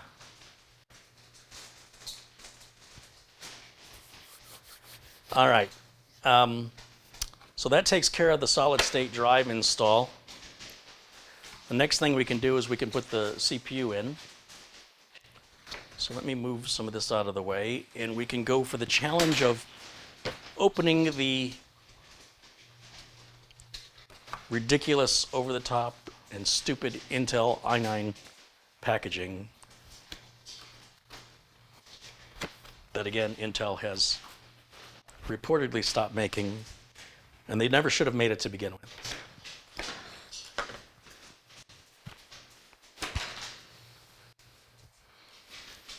So, somewhere there's a piece of tape. There it is. And that piece of tape, all it does is remove this bizarre piece of cardboard. I don't even know what this costs to manufacture and cut out. That wraps around the cube.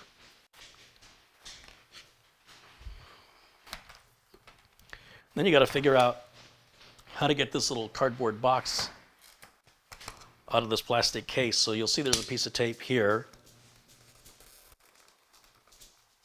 And then the exact opposite side, there should be another piece of tape.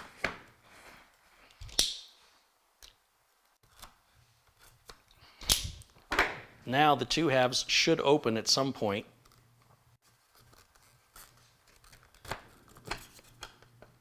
Wow, just when I got good at it. This is how they should have shipped the CPU. The Core i9, this is what the box should look like. This is all it should have taken up in the truck. This will now sit in a landfill as my body rots in the ground for the next 400 or 500 years. This will still mostly just be the same as it is today. So I'm leaving behind a legacy. Thanks, Intel. I'll just put this over here with the rest of the radioactive materials. You see, because they all have a half-life. Never mind. You guys want cookies? All right. Apparently it's time for cookies. They've had dinner and now they want their dessert. All right, we'll get you some cookies.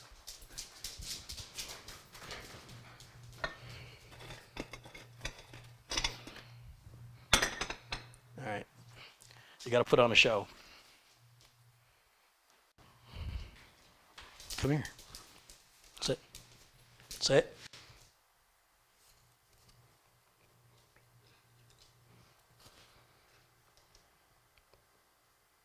You're such good boys. Are you good boys? Are you being good? Relax. Can I have a foot? Oh, that was my microphone. Thanks. Wait. Don't be rude. Do you think you're not going to get it?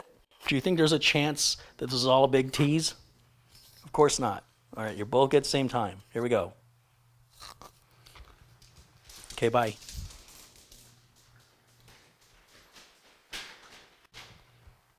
So dramatic. It's a cookie. And we're dogs. What's your point?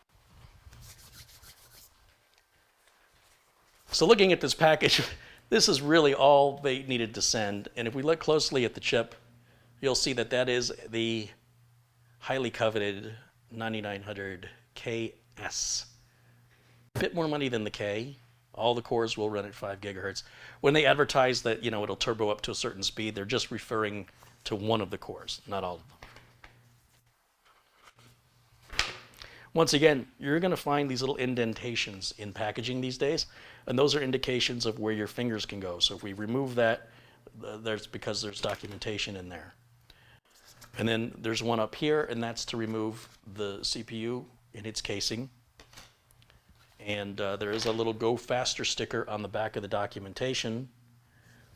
And if you put that on your computer, it'll run faster. Or at least you think it will, and that's really all that matters in today's climate. The CPU packaging here, and this is the last of it. I mean, it was shipped in a box. Had to open the box and remove it from the bag, that velvet bag that it's an Intel. Then remove it from the cube. Then take the box from the cube and remove this plastic packaging from the box that was in the cube, that was in the bag that was in the box. I could understand if you thought that there was something fragile about this, but quite honestly, I could go up on my roof and throw this off my roof as hard as I can and hit the pavement below, and chances are there'll be nothing wrong with it. It'll be scratched up, but it'll probably work just fine. So that level of packaging is over the top, ridiculous, unnecessary, and adds to the cost that you and I pay for every time we're buying a CPU. Up here, there's a little corner. We can get a fingernail underneath that, and we can slide this open. Once this is open, once again, you're going to find little indents in the packaging. That's for your fingers to go in to grab the product. Notice how I'm holding it. I don't want my fingers to touch these little gold dots on the bottom. There's 1,151 of those bad boys there, and they're all connectors. And the top of this is what we call the internal heat spreader, or IHS. This is just a metal lid that's on top of what we call the die, or the circuit that's below. And that circuit gets really hot, and it transfers that heat onto this big metal platform. And then our heat sink's going to sit on that and draw that heat off of there. And that's how the cooling system works. It's not really rocket science. And if it were, I don't think I'd want to fly in those rockets. Let's see if we can get a little bit more zoom. Bring the camera down a little more. There is a cover over the socket. That cover's there to protect the pins. Notice there's no pins on the bottom of the CPU. Those are just landings. The pins are in the socket. So we're going to grab this lever, pull it away and up, and the whole lid opens and exposes all the little delicate pins in there. The CPU only fits in one way. And if you look really closely, there will be a little golden triangle in one of the corners of the CPU. Have you spotted it? Do you see the golden triangle? How about now? How about now? All right. Same thing, there'll be a gold, it's not gold, but there's a little white triangle on the motherboard right where my pinky is. You see it? And if you align those two triangles, right, if I adjust this, turn it around, let's see. Triangle's up there now. That's not right. Triangle's got to go that way. So that triangle is going to align with that triangle. And what I'm going to do is I'm going to press the chip up against the edge of the plastic here. I'm not pushing it down. I'm pushing it sideways to feel where the edge is for both corners. And then I'm going to lower it and let it go. And right now, I can grab the edges of that heat spreader and try and twist and turn just to verify that I'm recessed into that plastic socket. And I am. The pins are just below that. So any downward pressure, my dog is happy. It's play. You know, he's had dinner and now it's time to play. Any downward pressure onto those pins can damage those pins. So do not push down on the CPU during this process, not on an Intel CPU. Now we're going to lower this lid back down. And this lever is going to go down, and it's going to have quite a bit of resistance. You're going to have to use some strength. And we're going to latch it back down underneath the catch over here. And when we do that, the plastic protective cover is going to pop off all by itself. Watch. I'm going to put one hand right here on the I/O shield to keep the board from moving on me. Again, firm strength and a downward force, and lock it down. Put the cover away. If you ever have to send the motherboard back, just as we had to do with that board the other day, you've got to put the cover back. Although the board the other day was an AMD board.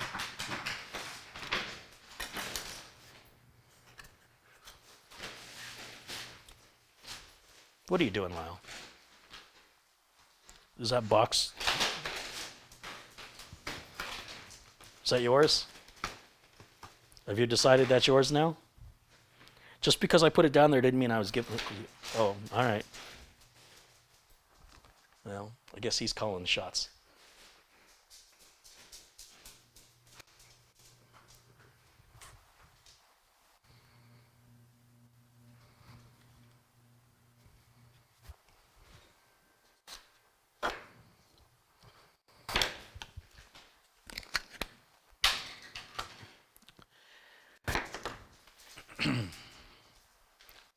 Our M2 storage is installed, our CPU is installed. The next thing to install will be the cooler. This is going to be an interesting process because I had some difficulty with the original Pure Rock cooler from Be Quiet. Had some difficulty and some issues with some of the design choices they had made. And why they asked me to review the follow-up, I'm sort of flattered that they honor what I think, that it matters to them, and I'm kind of baffled because what makes them think I'm going to like it. And Lyle is back at it with the boxes. Boy.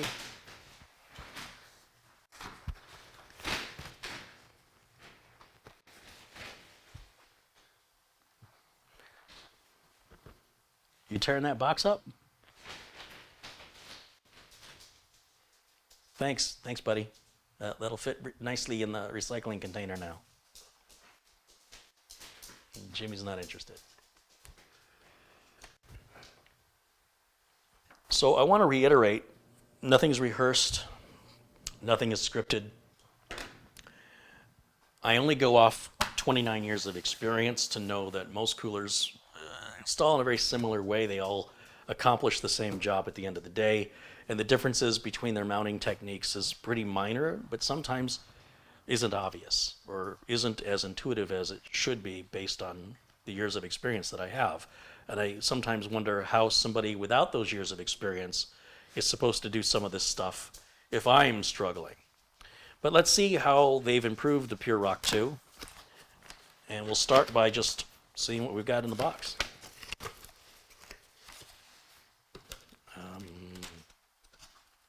That's weird, okay. Apparently they're very proud of these little nubs. There is,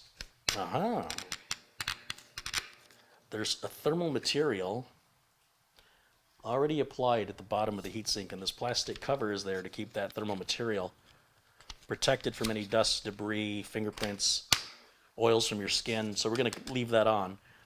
The last time I worked on a Be Quiet cooler, they gave me a little stingy plastic bag of thermal paste that was enough to cover the CPU, and there was no way to save any for later. And there's always an argument about how to apply the thermal compound, but that argument goes away when your thermal compound is already applied.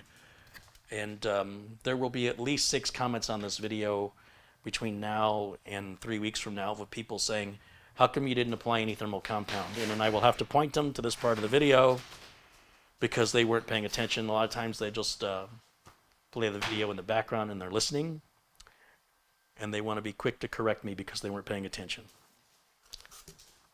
So I've got that to look forward to. We've got some foam here in the box that I guess was keeping the heatsink protected from. Heatsink's kind of cool the way that they've kind of carved it out. It's not a perfect square like on the Hyper 212 Evo. It's kind of a really unique design there. Very artistic. I like the way they laid out the box. I like how the fan has its own little place. It keeps my OCD happy. And then we should have the mounting hardware in this box. And then documentation should be all that's left. Oh wait, there's more documentation in here. Here, buddy. Do you want this? You want it? It's a fresh box. It's fresh. You want it? No? Come on, it's fresh. He's giving me that look. I'll do what I want when I want to do it. Am I going to get side-eye? How about some side-eye? Come on. Oh, there it is. Oh, it's kind of side-eye. Jimmy says, what do I got to do to get some love around here? Do I have to start eating boxes? All right, buddy. No, you just don't require as much attention. You're lower maintenance than the other guy. Yeah. I got your face. I got your face. Where's your toy? Go get your toy. Go get it. Go get your toy.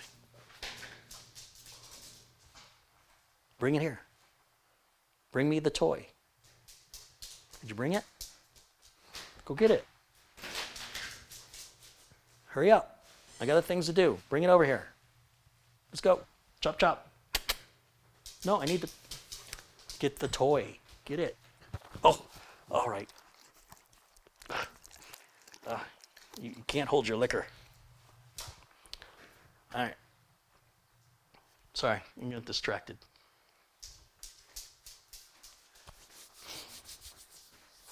So documentation, which I'm hoping, they want you to scan QR codes for documentation. We were just talking about that. But they do give us some documentation.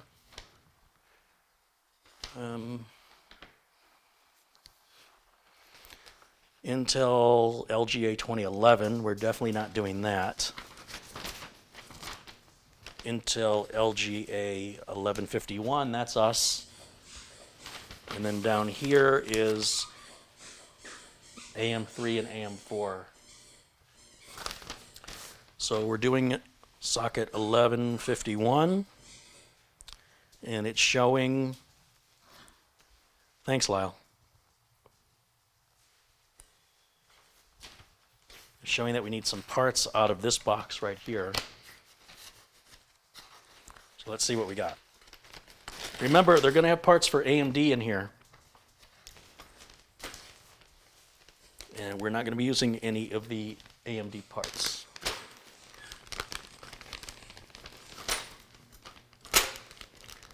This bag says Intel. This bag says AMD. Well, that's nice. So we know we don't need anything in that bag. This giant piece must go down, go like this, I imagine. It fits in the... Okay, that's going to go there. Might have it upside down. We've got a couple giant screws. Those probably go in there, I imagine. That's what those are for. Oh! You know, I've complained a lot about these flimsy fan hangers, but these are the thickest gauge fan hangers I've ever seen. That makes me happy. Now, they've given us 2 sets of fan hangers so that you can put a fan on each side of the heatsink, but the other fan is optional, and we're not going to use it. So 2 of these are extra. But I've never seen them that thick of gauge wire before. That makes me happy. There's nothing else in this box, so give that to the dog. And let's see what we have in the Intel bag. Ooh, I like my birthday. I'm getting new things. Metal, not plastic. Nice touch.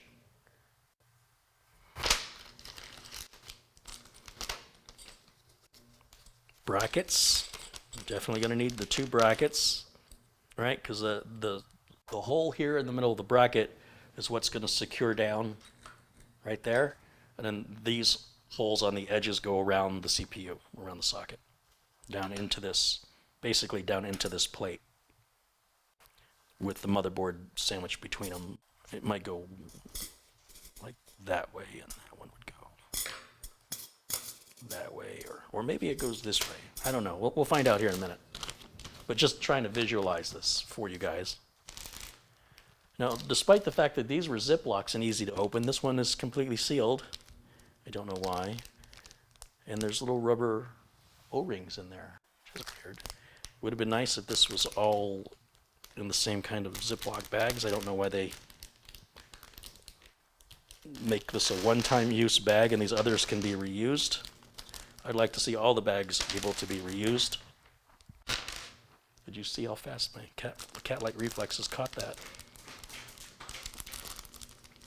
All right, so we got a rubber O-ring, rubber O-ring, rubber O-ring, rubber O-ring. We've got 2 sets of standoffs, 2 sets of 4.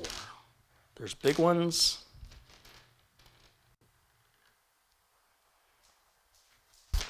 And there's little ones.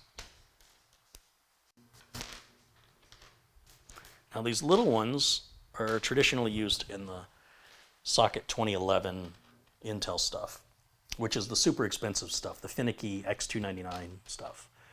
So I bet we don't need those. And then we've got a couple of different sets of screws that don't have any, oh wait, yeah they do. Did you see that? Thing was trying to run away. These are like carriage bolts in that they don't have any notch cut out in them. Instead, there's a square, the metal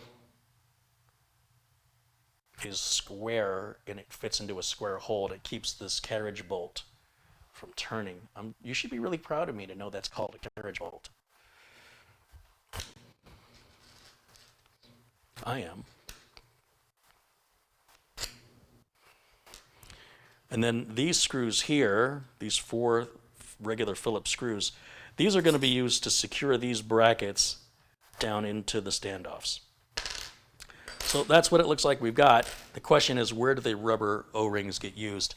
So if we look at this diagram right here, it shows that for socket 1151, which is what we're using, we need the screw to go towards the inside of this large connector. We want it to go closest towards the center, towards the center of this bracket. You see how big these holes are?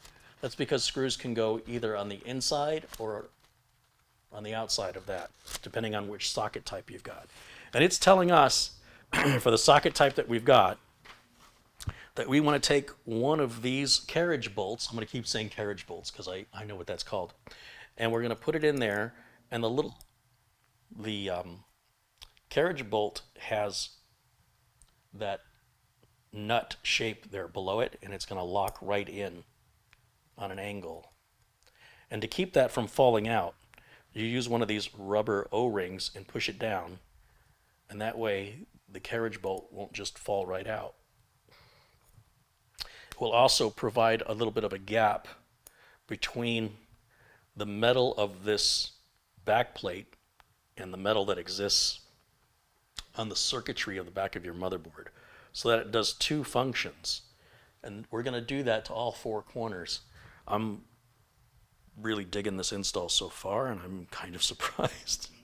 Is that wrong of me to have gone in with a bad attitude? But you know what? I'd rather be pleasantly surprised than just the other way around. I would go in thinking, hey, this is going to be great, and then it just ends up being disappointing. So I went into this thinking, well, my last Be Quiet Cooler install left a lot to be desired. But so far, I'm okay with this.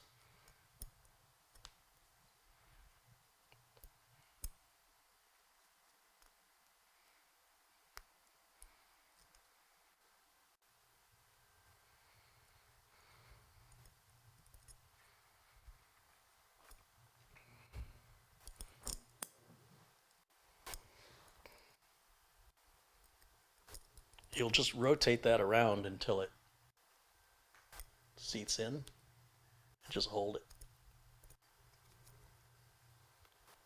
And then grab one of those little rubber O-rings, put it right on there, and it's got a little lip it goes underneath on the screw itself, on the carriage bolt. There's a little lip, and the O-ring seats right under there and locks in. You can feel it. Did you feel it? I felt it. But you see, I put that one in the wrong spot because I wasn't paying attention. I was so focused on camera angle. Notice, I told you before, the bolt can go down towards this corner, or it can go up towards that corner. It's a different spacing on the holes on the board. We need this to go down. It won't budge. It's locked in. So in order to remove or to move it, we have to at least move that O-ring down so we can lift the bolt up, over, and seat it back in where it belongs. And then we can push that O-ring back down again. Still not seated correctly. See, now it's in the middle between the two. So that's not right for either one. That's not good for anybody.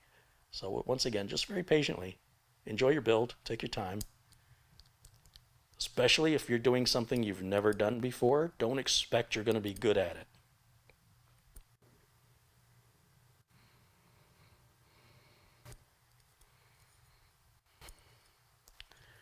All right, so just one left. Last carriage bolt on the inside. On the inside. There it is right there. Last O-ring.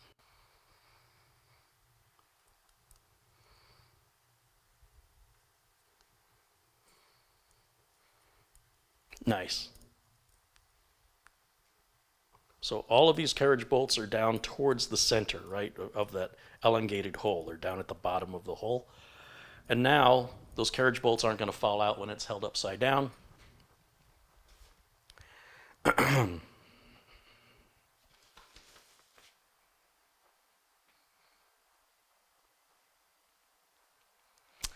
looking at the diagram on the instructions to see if the brackets are going to go on horizontally or vertically, and it's really nothing here. Oh, okay.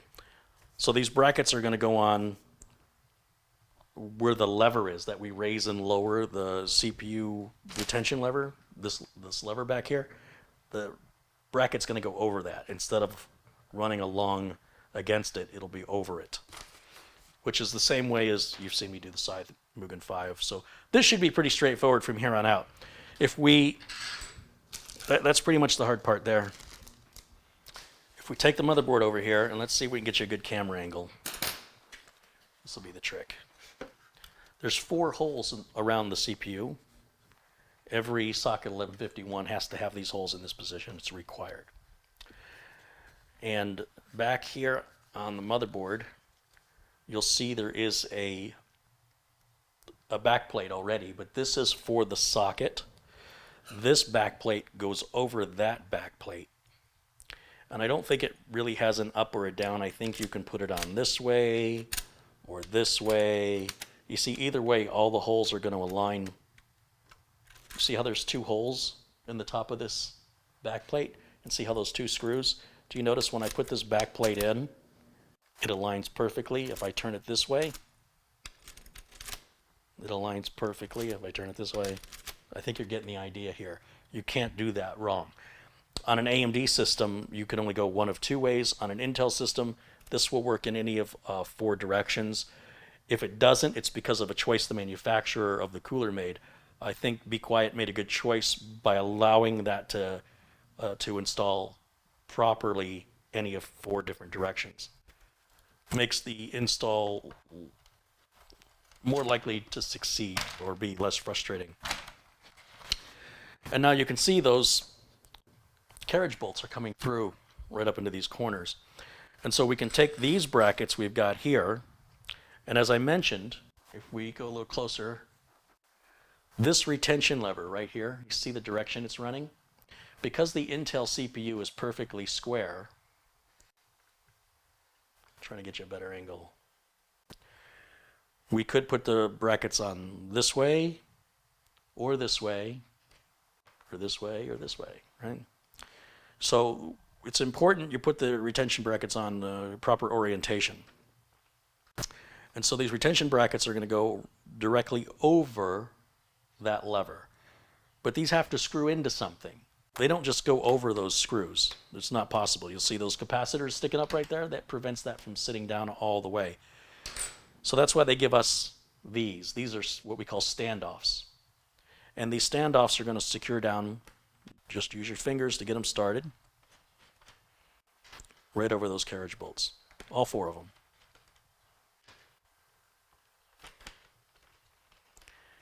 Now, Be Quiet has not included any type of tool, so you will have to provide your own screwdriver, but it looks like a pretty standard Phillips number 2 or even a straight flat blade. Let me grab my Phillips number 2. This is my standard driver here. And in theory, that should just be universal. And we can tighten these down. And we do want to tighten down opposite corners so that the back plate is completely flat against the back of the motherboard and it doesn't get warped. If you like tighten one side up and then tighten the other side, it could end up with a weird warp, and you really you can't see that with the naked eye. Your cooler isn't going to fit right. And you'll have to take it all back apart again and do it over. So this screwdriver is slipping quite a bit. This is not the ideal driver to use. I wonder if the JIS driver will work better for this. Ooh. This is like the magic driver. It just fits everything all the time.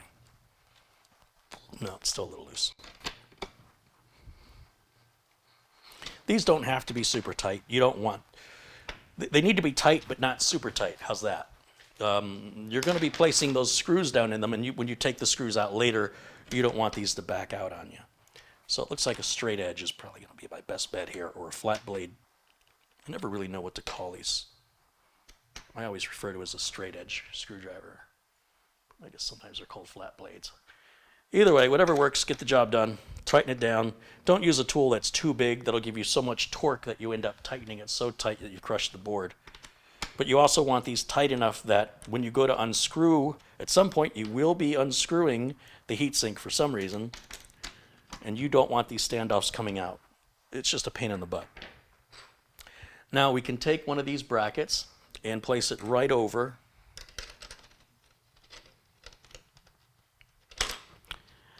And the documentation specifies to us that the bracket for socket 1151 shows that 1150, 51, and 1155, that the screw is going to go to where the end of the line is, which is on the inside of the bracket, and that the bump in the bracket, where the raise, they want this piece going up, not going down. See, there's so many different ways to screw this up. It would be nice if they labeled it with the word top or gave us some indication. However, we're still working on bridging the gap between the technical people and the non-technical people, because this stuff doesn't require a college education to put it together. You just have to pay attention to the details and understand what they're communicating, they being the engineers, because they often say it in a way that's more complex than it needs to be.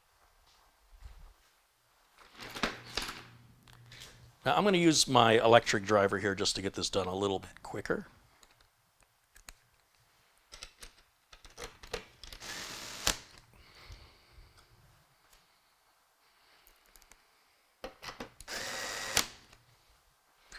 Now this other bracket will be exactly symmetrical to the opposite side. And we'll use those final two screws. Again, the screws go towards the inside of that elongated hole closest to the CPU.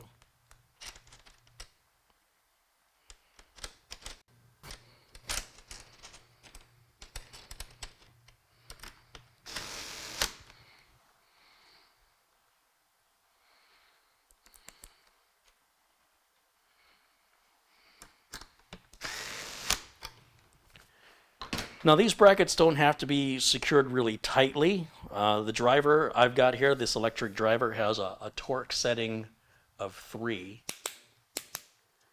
And I find that to be just about perfect. This is a Milwaukee M4 electric driver that I really enjoy a lot.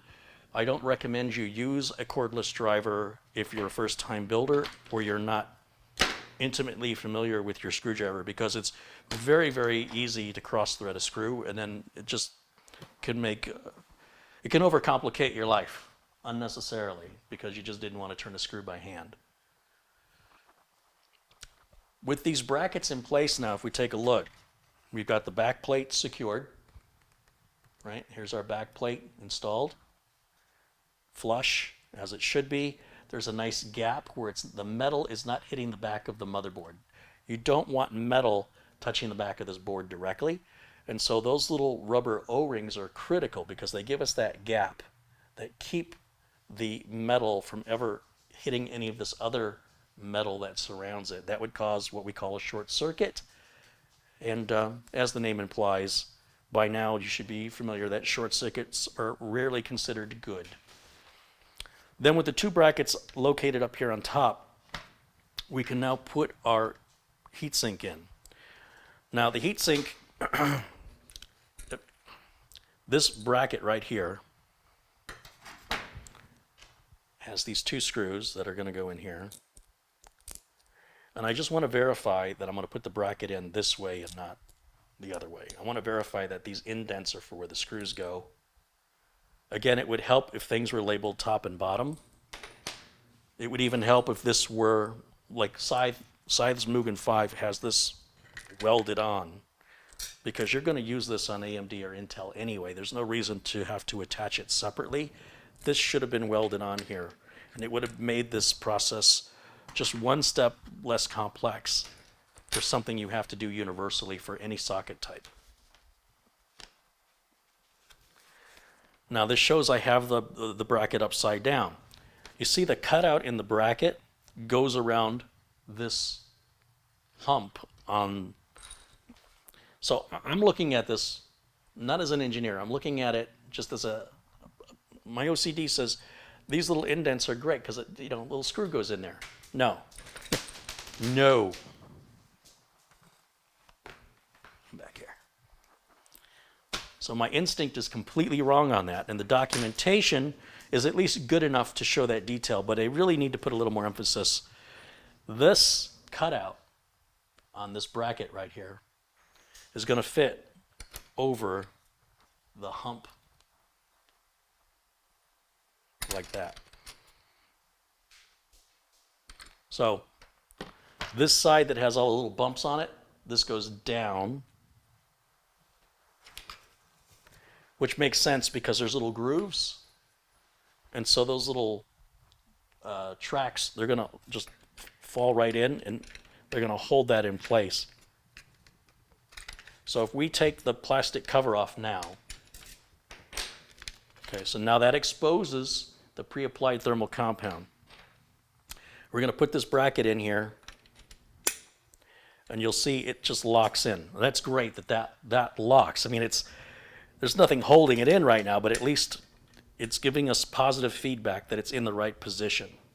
Then you have to decide, do you want to put the cooler on this way or this way? This bracket does stick out more on one side. So the part that it sticks out more on, you want to be towards your RAM.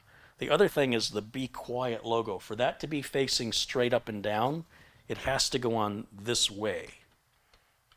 So if I just gently set this on top of the CPU, then I can adjust this so that it aligns properly with the holes that are in the this bracket to the next bracket. Then we can grab these screws that came with it. We'll put one in here, and one will go on the other side, right there. Now you should, again, turn these by hand. I'm going to just do this a little quicker because this is not going to a customer, at least not right now. I'm going to get both of these started. And then I'm going to go ahead and tighten them down. As I mentioned, I have a very low torque setting on the driver.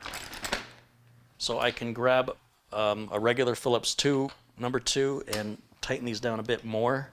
Ironically, I am using scythes included driver. I think Be Quiet should consider including a tool like this because you will need a long, narrow driver. On this side, you can see we have a lot of space, right? See the space between the driver and the heatsink? But on the other side, it's pretty tight. See the spacing? So if your driver's too wide, you could have an issue with that. And it also has to be tall enough. So, you know what? This is very aggressively priced. And the installation is the best installation of a Be Quiet cooler I've ever done. So I'm going to take the good with the bad on this. There's still some room for improvement, but this is far superior to the last Pure, what was it called? Pure Rock, whatever it was called. I can't remember. Now, as I mentioned, the fan is going to go on in this direction. We want the air to go in. This brings air in. And this side of the fan with these brackets, this is the side the air's coming out. See when I turn the fan how that logo doesn't spin? That's the side the air's coming out. So we want to bring the air in and push it through this radiator out the back. Remember, this is going to be the back of the board here where the I/O is, where all these little plugs are going to go. So we want the airflow moving that direction. And the connector on the motherboard to power this fan is over here. And I don't want to run this cable around cattywampus and in any way offer any opportunity for that cable through shipping or moving the computer to interfere with the rotation of this blade. So what I'm going to do when I decide which direction I'm putting the fan in is I'm going to make sure that this power cable is coming out as close to where it's going to plug in. So I know it's going to plug in right there. Right there is where it's going to plug in. And this is going to go against here. So when I'm thinking about how I want to position it, I'm thinking about my cable management too. And as I rotate it around, I can see that if I were to put this fan in this way, I'm under a lot of tension. I can't raise the fan up any higher. If I do, it will just unplug from the board. So what I would prefer to do is make sure that this cable runs the shortest distance possible to its destination, and then I will use a nylon zip tie to just fold the excess up. And I think that'll be the cleanest way to do it. And so that means once I figured out that, okay, this is the direction I want to put this fan on, although it's interesting to me because the logo, for that logo to be right side up that nobody can see, would have the cable coming out the wrong side, and then we'd have to loop it under and plug it in, which, you know, which ain't bad, except that you're going to see the cable. Remember, we've got a glass panel. We're going to see this cable on this side. If we keep it all over on this side, this is the top of the board and the top of the case. We can't see that, so it's out of sight.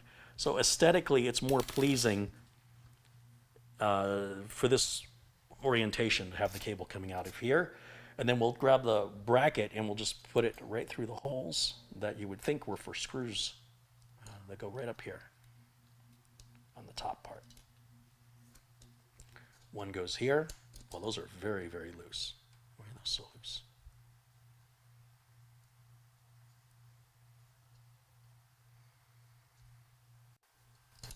I don't like that at all. They just fall right out. Nothing.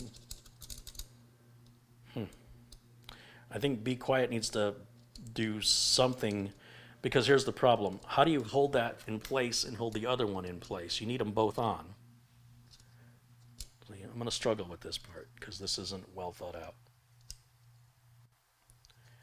So I'm going to have to put some tension on them, and it just falls right off. This is stupid. We're doing so well, too. And then we're going to align the fan right up with the top. Yeah. Not good. So here's what happens when you just do one side. If I just do the one side first, I'm going to pull on that wire hanger and it bites into the fins on the radiator and locks in. But now I better not let this go or it'll swing open like a door and then fall off, because there's nothing. Once this swings open, once I let it go and it starts to swing open, no, it's not swinging open. That's good. But it could. You can see it wants to. It's already starting. Normally, when I do these on other manufacturers' coolers, these lock in. There's enough tension on them that they just stay in place, and Be Quiet is not addressing that. But, as I mentioned, they are a thicker gauge of any wire hangers I've seen before.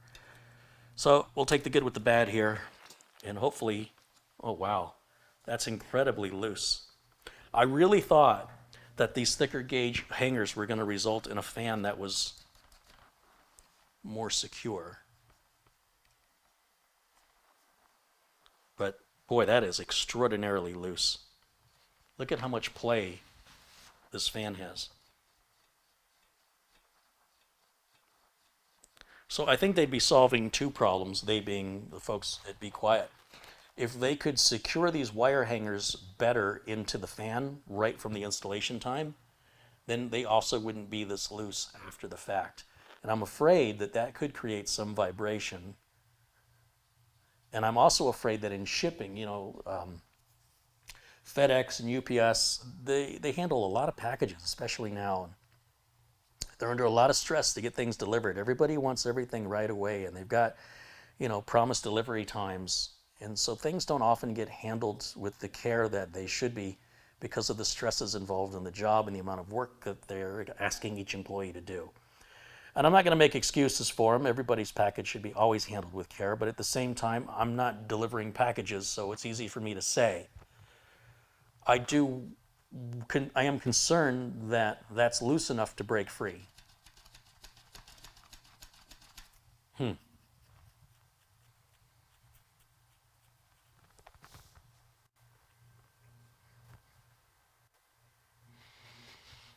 We were good with everything right up until this point. And this is where Be Quiet just lost me. All right, whatever. It is what it is. I'll thank, again, the folks over at Be Quiet for sending the cooler to me so I can review it. But that is a very major concern. These standoffs, as I mentioned, these are going to be extra for other Intel socket types. And we can take all the extra parts that we've got and put it right back into the reusable bags that they've included. Another good thing. It's not all bad, right? I'm going to mention the good and the bad. I just wish I didn't have to mention any bad at all. I wish I just walked away from it being completely and totally blown away. And documentation. We can look at the documentation just to make sure I haven't missed anything, if these were to install, I don't know, some other potential way. But it looks like there's really no other. It's pretty easy. I mean, pretty straightforward. It's not super complicated to understand what's going on there. It just seems weak, mediocre. I almost feel like this was designed by two different people. And one person's job was to design the bracket mounting system, and one person's job was to install the fan mounting system, and I feel like these are two different people. I want the person who designed the bracket mounting system to be the same person that designed how the fan is going to secure. I cannot believe one person came up with this entire design. I think you got one really smart person who understands what it's like to do the work, and you got somebody else who understands math, but has never really done the work. That's what I think is going on.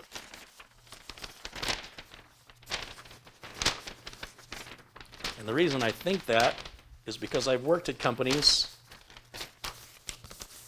where situations like that occur because different people that are not at the same level are working on projects together. And those people usually don't even like each other. But I could be wrong. Maybe this whole thing was engineered by one person. I don't know. Now I can take a moment and I can wrap this power cable with a nylon zip tie. I know we had some nylon zip ties laying around here. What did I do with them? What did I do with the nylon zip tie? This is all the documentation. So that's our Intel, our Samsung, and what was this from? This was a cooler, I think. This will go in the bag for the cooler. I'm going to keep all of the documentation. That's all going to go in the motherboard box, which will be empty when we're done, apart from those items. And the manual. And nylon zip ties. Oh, I know the case came with some. Those are big. I'm not going to waste those. I got some little zip ties at the back. We'll grab those. I think Be Quiet could have included 2 nylon zip ties, a screwdriver, and a better fan mounting mechanism. And the documentation should be more clear as to which direction is up on every bracket, whether that's the motherboard back plate, the bracket that holds the heatsink down, or the bracket that holds the motherboard back plate down. It's too easily flipped upside down. And while the documentation, if you examine it closely, does in fact show enough detail, it could still be better. It's not terrible. It could be better, though. So if I were in charge, this is what I would require to make the best product on the market. Those changes I've just mentioned. And if those changes were made, I would be hard-pressed to find any suggestion for improvement. Assuming the cooler does its job and keeps the chip cool. We're making an assumption it will do that. We'll find that out soon enough.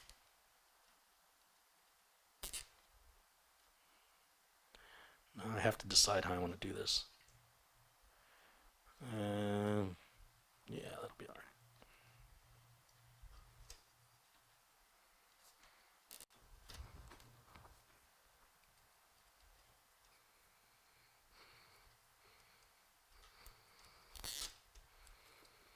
I think Be Quiet's missing a really good marketing opportunity, specifically for not including a screwdriver that has the Be Quiet brand logo on it, because that screwdriver could be used to build the whole computer, it could be used on other projects, and it's a good way to keep your brand name in the face of your customer, even during unrelated computer activities that require a screwdriver.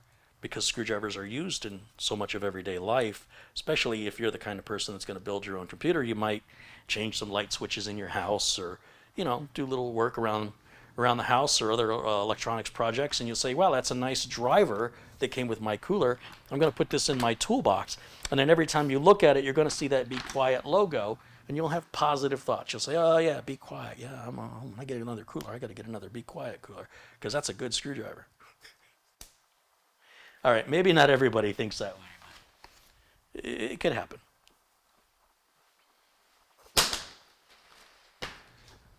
We went over the top with the RAM here. This is the G-Skill Trident Z Royal RAM.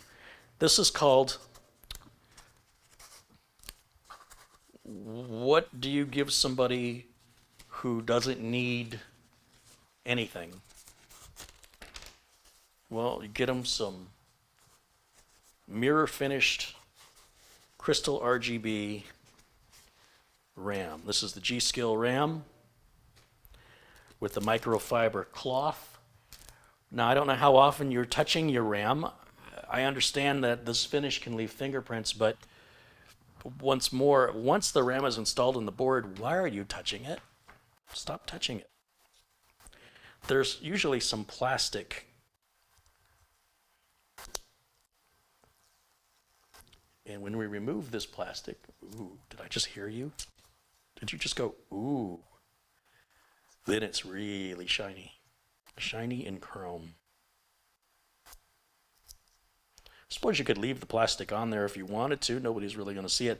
But leaving the plastic on may insulate it from proper cooling, especially since we're going to jam 4 of them right up against each other. If there were just 2 spaced out, probably wouldn't make much difference.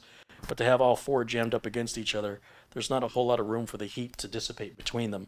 So this plastic really should come off to ensure that we don't have any cooling problems. And you'll see it's that silver mirrored finish. You can get a good look at my camera. If I hold this just right and angle it. And the RGB is diffused, so you'll see it's on both sides. It's a single strip that's exposed one side and the other. Like any other RAM, the notch is cut out, so you can only install it in one direction. So this sticker is going to face towards the CPU. And we're filling all 4 banks of RAM. And in theory, it shouldn't matter which RAM we put in which sockets. However, these are matched pairs, and these sockets are matched pairs. So if you're really OCD about it, it's probably not necessary. In theory, you should be able to just put the RAM modules in, boom, boom, boom, boom, boom. But if we want to keep the matched pairs together, then we'll just start with this socket first, because it's closest to the CPU fan. If we started on the outside sockets and worked our way in, we'd be sort of painting ourselves into a corner. So that installs our first, there it is, that installs our first RAM module. And we can bring the camera down a little lower. Let's see if we can get you a better angle here.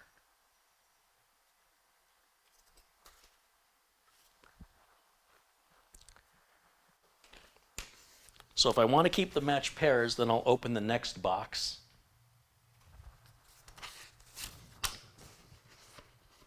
And I want to emphasize this should be entirely unnecessary. This is OCD at its finest.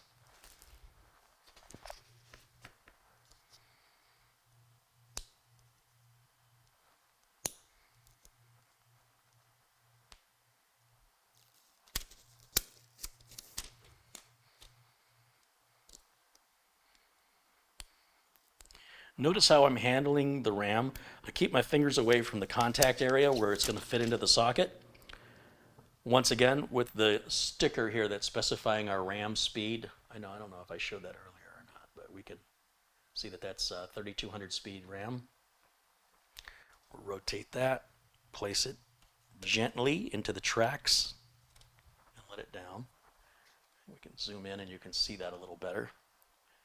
And then we'll push down one corner. And then the other corner. I felt kind of weak. I don't like how I did that. I'm trying to do it for the camera, but it doesn't give me a good angle. So each one of these is on a separate channel.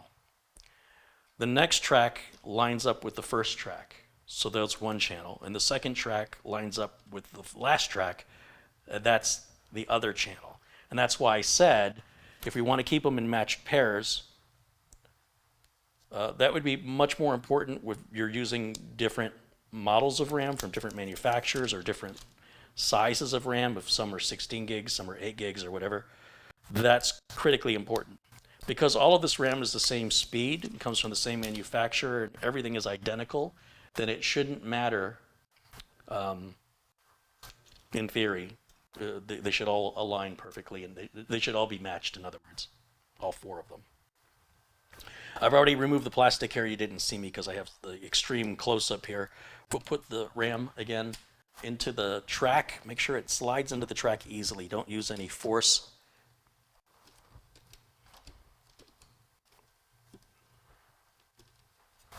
That's definitely in the track correctly, and I'm trying to do this so you guys can see, but I'm going to push down one side and then the other side, and you should hear it click. And it does require quite a bit of pressure. I see people building computers for the first time, and they're just too darn gentle with putting the RAM in or even lowering that lever on the CPU. There are a couple of parts of the computer build where you gotta use some strength, not brute force, just strength.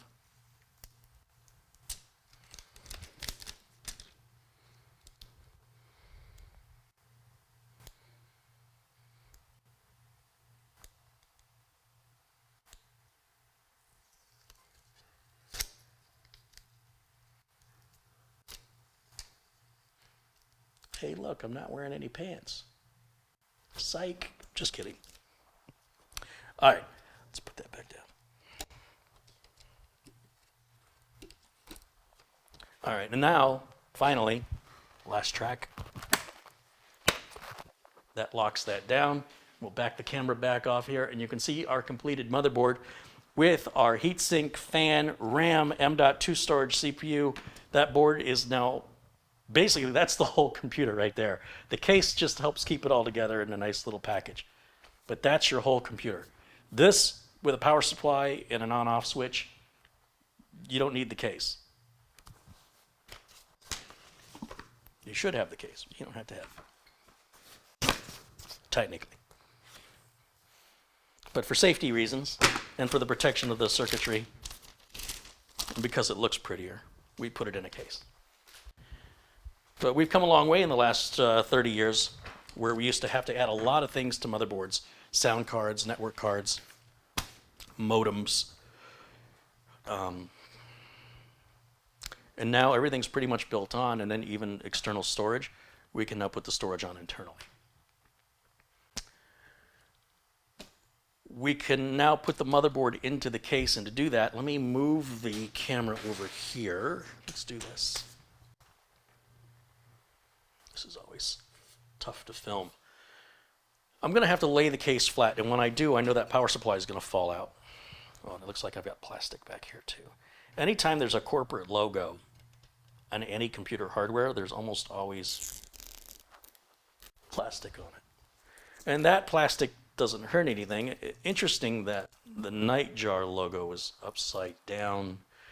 I guess this power supply doesn't really have a right side up or an upside down because there's no fan in it.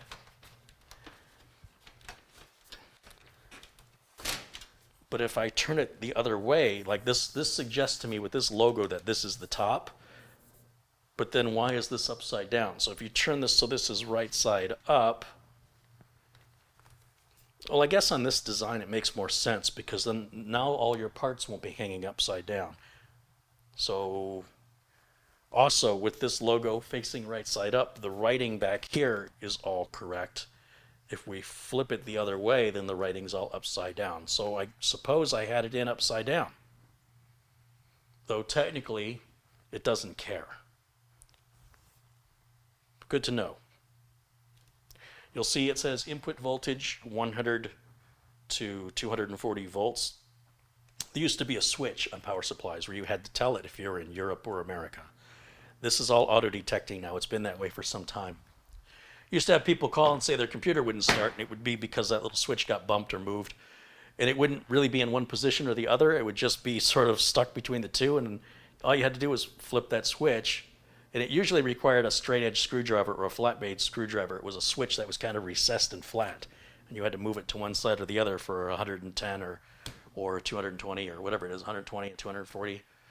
And of course, here in America, we never ever hook up to 200 volts for a computer.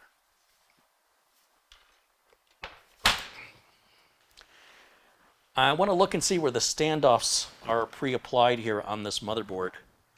I'm sorry, on this case.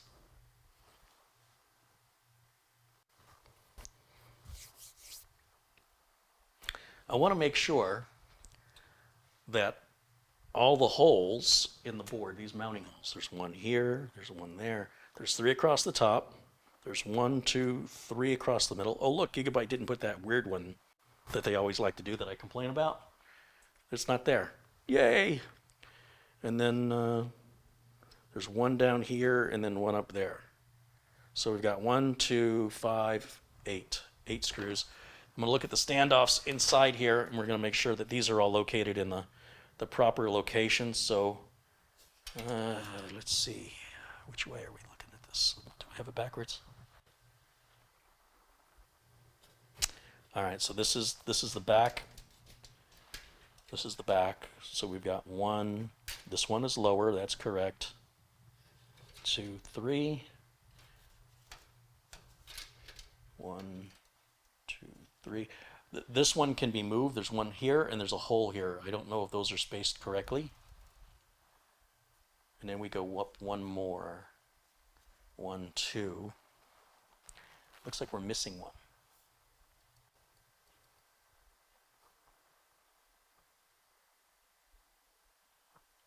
I think I'm missing 1. Let's find out. I know one way to know for sure. When I grab the board, I'm going to grab it by the heatsink. This is a great, safe way to hold the board and not worry about any electrostatic discharge. If you're handling your parts the way I demonstrate, then you won't have any worry of needing an anti-static strap because there won't be any place for any electrostatic to go that would cause any problem. If I lay this board down in here, align that.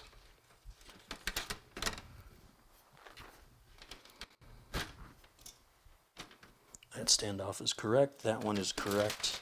That one is correct.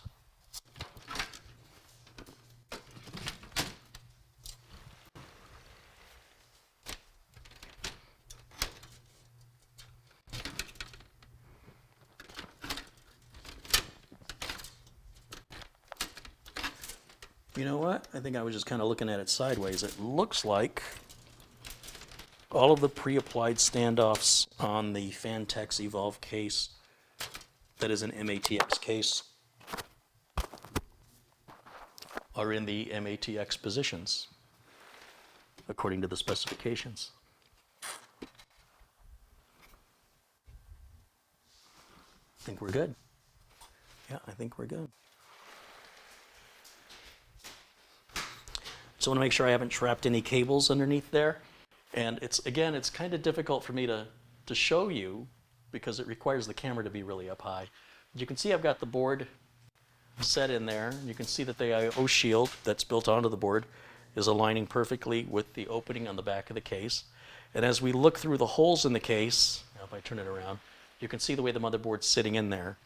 And now I need to get the screws to secure that board into position. And that's going to go back to this nice little OCD holder that has all the screws in it. And this will be the only time we really need to use any screws because, again, we're not installing any 2.5-inch or 3.5-inch drives, nor are we adding any more fans, which is what most of these screws are for. But somewhere in here, a set of these screws is going to be for installing your motherboard. We've got a couple of extra thumb screws here. We've got one extra standoff right there.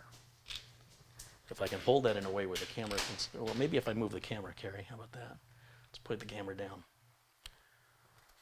and back it up a little bit. Okay, so we've got an extra standoff. These are all screws for fans. These are screws for like drives.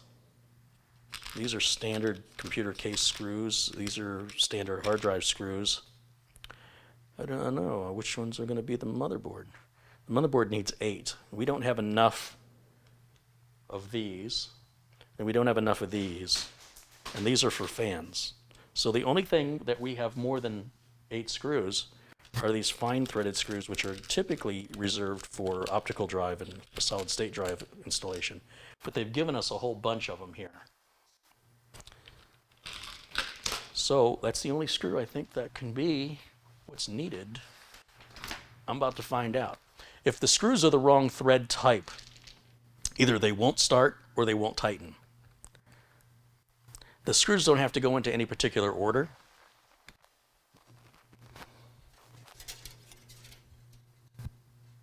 What is this?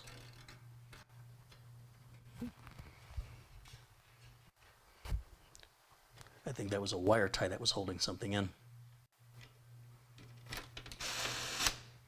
Well, that screw definitely went all the way down and in, so it is these screws that are typically, as I said, on other builds that I do, these screws are typically used on like optical drive installations. They're a fine threaded round head screw, and different case manufacturers, you know, they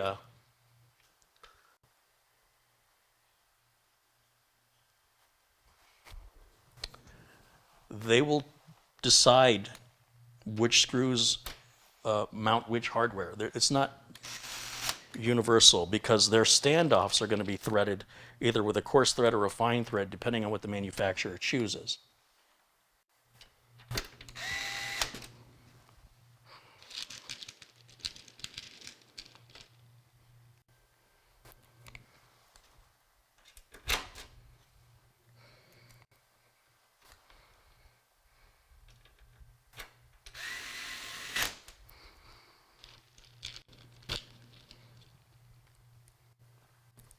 I can probably pick this up and show you what I'm doing now without the motherboard falling out, so you can see the rest of the screws going in. So there's like this wire tie that completely baffled me, and it's very, very thin. And you definitely want this out of the case because this is made of wire, and it can cause a short circuit or simply a short. And this is very brittle. And if you leave it in, because you know it's pretty malleable right now, over time it'll just crumble. It'll just become brittle and crumble, and you'll have little bits of metal floating around in your computer. And you may not think much about that because maybe your computer never moves, but it will move at some point. And when it does, if that metal gets stuck behind your board and shorts something out, well, you're not gonna be a happy person that day.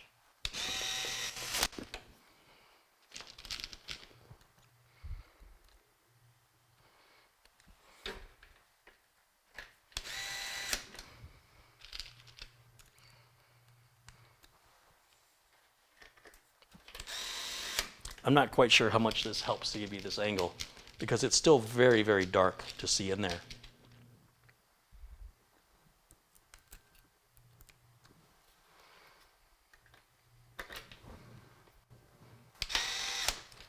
That should be all of them. 1, 2, 3, 4, 5, 6, 7, 8. Yep, that's it. And then that's all I should need from here. And there's our board installed. It's beautiful.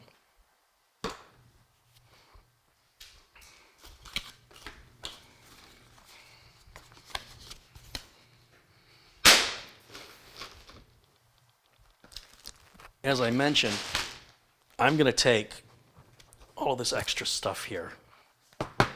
And it's all going to go into this empty, otherwise empty motherboard box.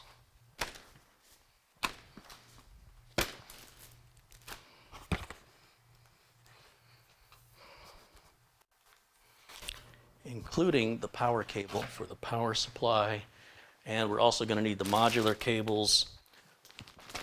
Oh, and these extra nylon zip ties and the case badge that comes with the Phanteks cases. It's all going to stay together. Yeah, there's the power cable. We're going to need that. Keep that in there. These extra screws go in there. Now, to hook up the power supply, I can tell now which cables I need, as long as I'm not going to be adding that. Like I said, if I make this my streamer, I'm going to have to add an 8 terabyte mechanical drive, which will require another power cable. But just to hook it up for today, just to test fire it, we can test fire it right now with just motherboard power, and we can hook up some front port umbilicals, and we can see that this thing runs. We can see if it's alive. So here in these bags are all of the modular cables that come with the Nightjar 600 from Silverstone.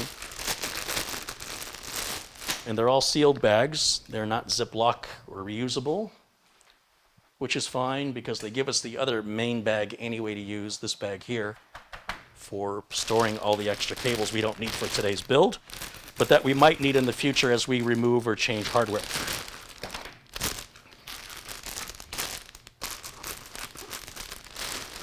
All right, so we definitely need the big motherboard power connector. This is the CPU power connector. This is the graphics card power connector. They do give us a second CPU power connector. Remember, I mentioned on this board there are 3. And then we have another power supply connector. We have a hard drive, or solid state drive, SATA power, Molex power, SATA power. This is a 4-pin to Molex, which I haven't seen anybody use in a long time. Maybe a memory card reader or a floppy drive. And then this is more Molex connectors. Molex are the old school plugs that look like this. We don't really see those much anymore. And that floppy connector I was talking about that some memory cards use, it's just a little adapter they've included here, which has the Molex on one side and that 4-pin power the other. But this 4-pin power hasn't been used in a long time, and I wouldn't miss it if they didn't include it. Just put it to you that way.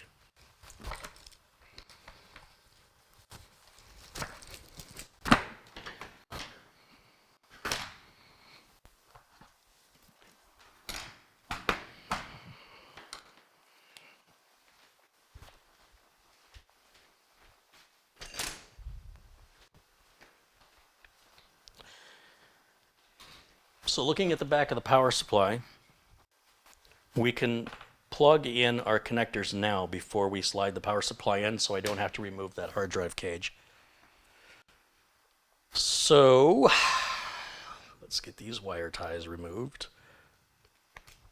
This is the big motherboard power connector. This one's always the easiest. This side always goes to the motherboard. The other side is split. And there's only 2 places, well, there's only one connector that's each size. So you can't get it wrong. It says M-B right here on the back of the power supply. See the M-B? That's motherboard. And then that's the one connector, and then the one down here says M.B. That's the smaller one. So one goes above the other. The clip is going to face in the up position, and you'll just slide it in, and it'll lock. You'll hear it lock in. And if these aren't in right, the power supply is going to fall and hit the floor. Not a good way to test it. Just kind of give them a light tug, make sure they don't fall out. So that's the one large, both of those go to one large connector. All right, that's this connector way back there. Then we've got the 8-pin and the 4-pin. Those are the CPU power. And you'll see it is labeled CPU, and it's broken into 2 4-pins. And with that, we can make one 8-pin connector. And with the other one, we just need one of the 4-pin connectors. Once again, looking at the back of the power supply, it says here on the bottom, CPU or PCIe. That means CPU power or video card power is going to go down this bottom row. These are all the same connector, doesn't matter which one you use. And then up at the top, these are all your SATA connectors, SATA power connectors, and Molex connectors, SATA peripheral power. So we're not using any of the top row, and we're going to use this bottom row. We'll use 2 of these for CPU power and then 1 for the graphics card, which we will add a bit later.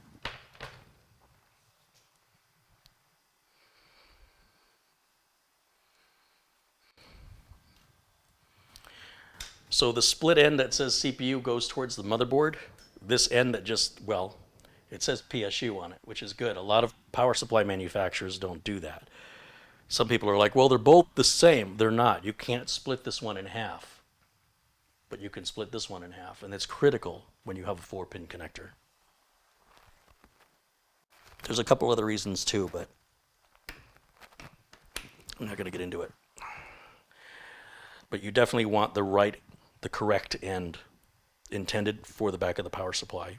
Even if it appears to you to be the same on both sides, it probably isn't.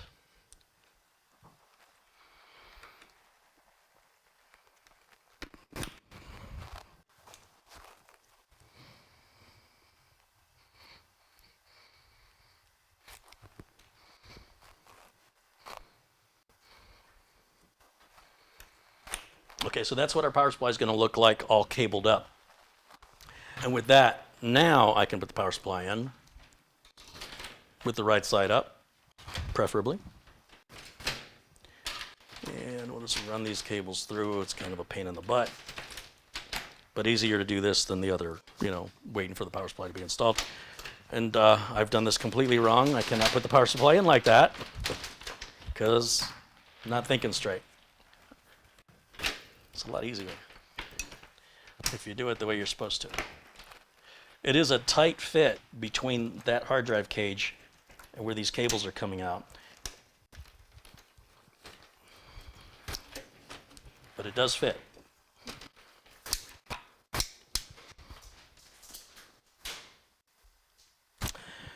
Now, I don't know if the power supply came with screws, but I do know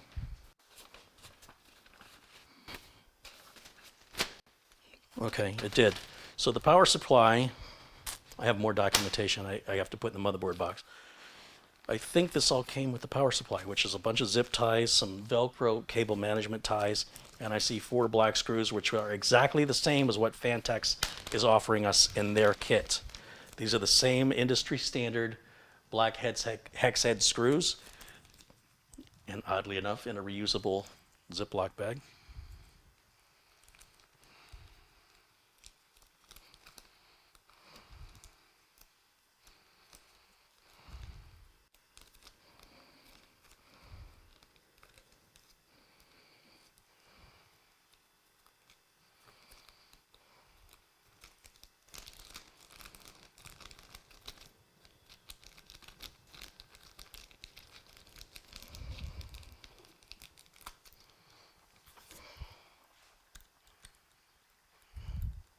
One screw will go into each corner.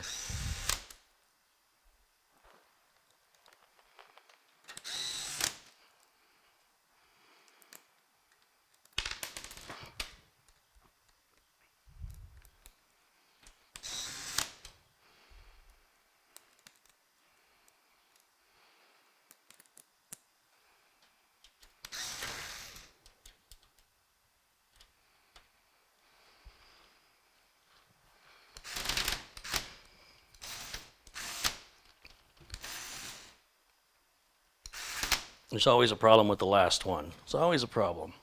It's not going in straight.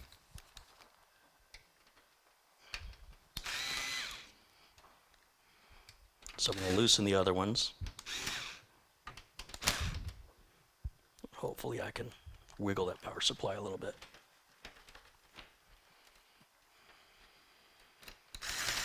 That's better.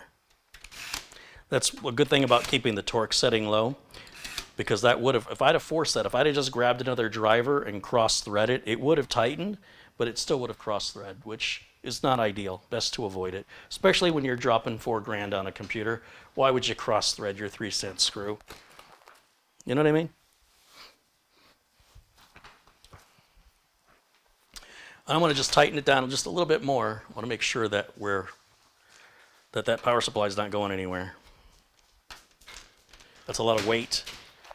I always worry about the power supply breaking free in shipping, but at least with that shroud, with this shroud here, that would prevent that power supply from hitting any of this. So I suppose my anxiety about that does not apply to this build. Now we've got our front port umbilicals here. This is front port audio. Typically front port audio goes in this lower corner here somewhere. Yeah, right there. It says audio right down in this bottom corner, which you cannot see. And Phanteks has even given us a little cable management hole right in there which is really cool. And this connector will only go on one direction. It does not have a clip or anything, but there's a pin that's blocked. And so either the bottom row of pins or the top row of pins will have a pin missing, so that the blocked pin, if you put it on upside down, will hit a pin and it won't go on. And when you flip it the other way, there's a pin missing, and then the connector seats with no resistance. It's super easy. We have our USB 3.0 header right here, and looking on the board, USB 3 is over here. So we've got to bring that connector in, or we've got to bring the plug in through here. So we'll just change this around a bit.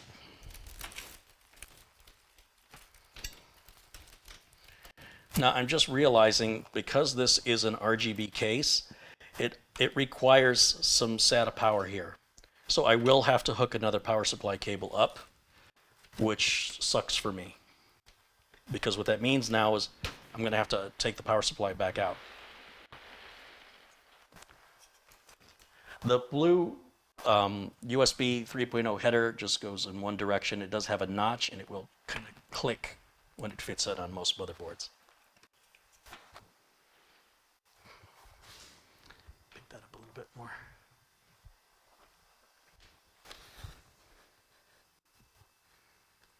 We give a couple of shouts out. It's been a while. So let me say thank you to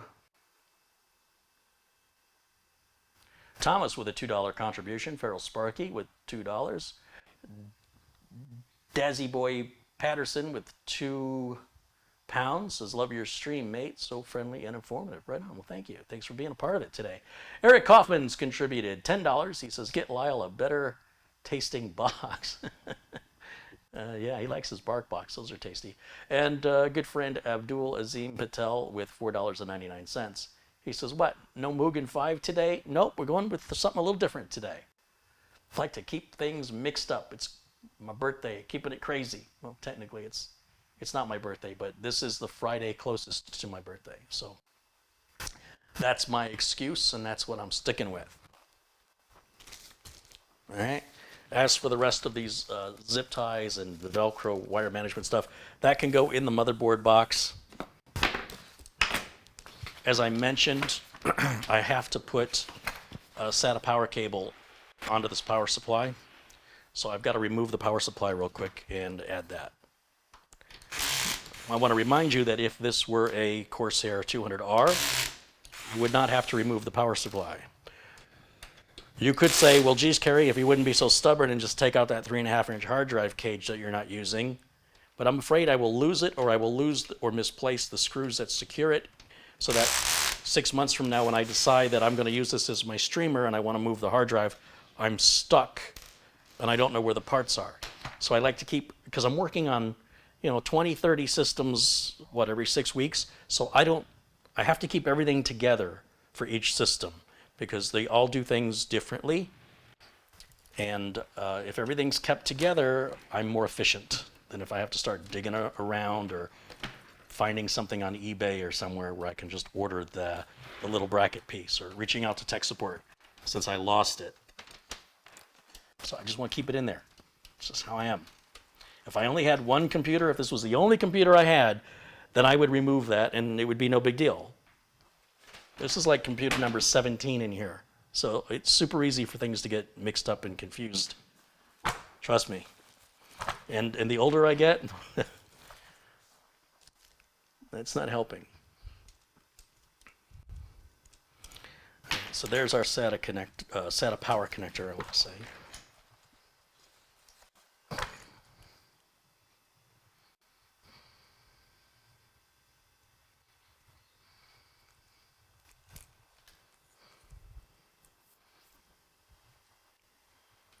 And then this will go on the back here. Any of the top row will work. I like to keep all my plugs together just to keep it nice and neat, and for things to be much clearer when you work on it in the future, that you're not trying to jam a cable between two unless it's absolutely necessary. David Starbuck contributed $20. Hey, David, thank you so much. He says, I meant sweet. Wait, what did I miss? Apparently, I've only caught the second half. There must be a part one. Oh, he said, that's a sweet build. You deserve it. So that's another 20 bucks from David Starbuck. Thank you, David, for the Starbucks. Gary Tatum contributed $5. He says, being you're pulling on the power supply to add SATA, well, being that you're pulling the power supply to add SATA, make sure the VGA power has 2 connectors. Already did that, Gary. Thank you for the reminder. But yes, the power supply, some modular power supply cables come with a single power connector for your graphics card. The 2 connectors that came with this power supply have 2 connectors for the graphics card. And we're going to need both because that 2080 Ti is going to use them both. It's a power-hungry card.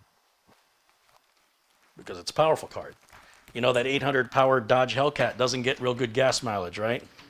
It eats more gasoline because it's got more power. It produces more power. This graphics card produces more power, but in doing so, it consumes more power. So, get what you give.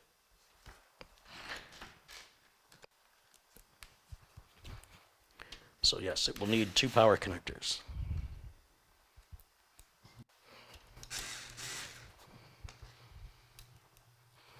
Now I'm super glad I didn't force that screw in earlier.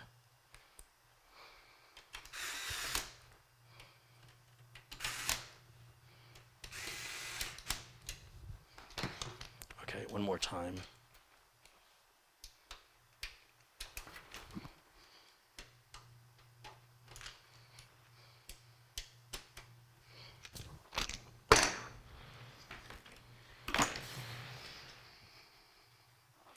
Motherboard power, we can do that now. Take a moment to just straighten and untangle some of these cables. We need that over there. That's the 8-pin CPU power. We can push that up right through there. Then we'll come around this side. Got a lot of room in here. This is a nice change. Clips are going to go towards the outside edge of the board. I'll plug on that 8-pin power connector first.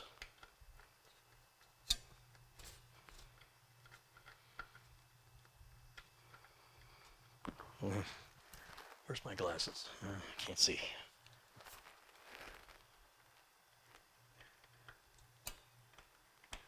There it is. Okay. So that puts on the 2 4-pin connectors, and then there's one more 4-pin connector that I mentioned is optional. And since the power supply includes it, we'll use it even though we don't really need it. It won't hurt us to have it. So smoke them if you got them.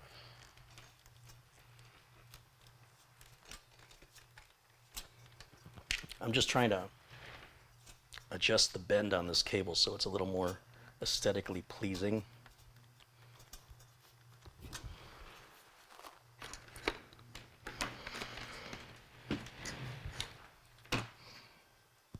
So that's our PCIe, the 2 connectors I mentioned earlier for the graphics card. So we don't need that for a while. Let's just set that aside. That's the big power connector for the main board. And that needs to go either this hole or that hole. Let's see.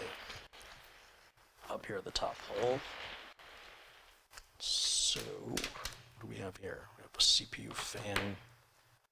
I'm sorry, I don't know what I'm saying. This is the front case fan. Oh, they got a lot of wire ties throughout this case. Nice long header though. That's great. It's not a header, it's a cable. The header's on the motherboard. This is the cable. The cable plugs onto the header. This is what happens when you go 3 hours without a break. And you're my age.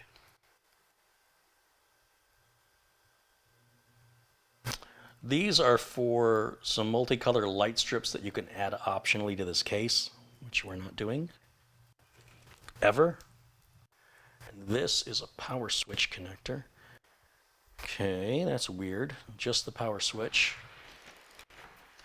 Where's that go? So the power switch has got to run down. I'm going to run it behind this cable. And then there's a little hole right up in here. We can bring that up. And the power switch goes on the second row of pins, and it's pins number 3 and 4, counting from the left. So if you're at the top row, we're looking horizontally, not vertically. We're looking at the pins counting from the left side. Pin number 1 at the top left, pin number 2 is the second pin in, pin number 3 and 4 then is where your power switch goes. So we've just plugged that one power switch in. It's just weird to me that they've separated it out from all the other cables.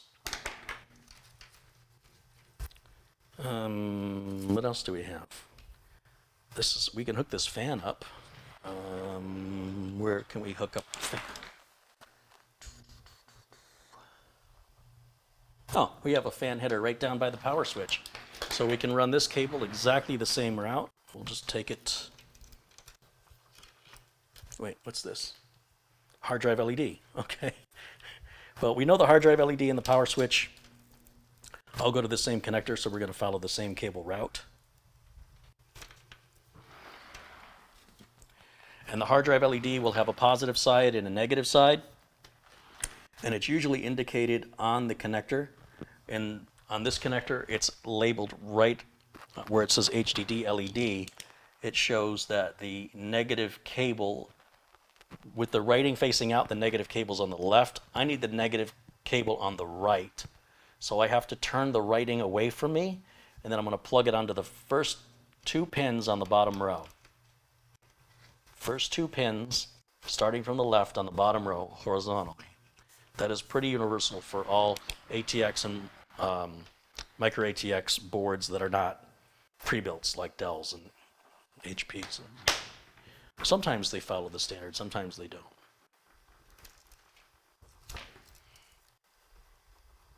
So this fan can go with the same route as those 2 cables went, go right up in here. And it can plug in right beside. It's only a 3-pin fan. Would have been nice if they'd have given us a 4-pin fan, but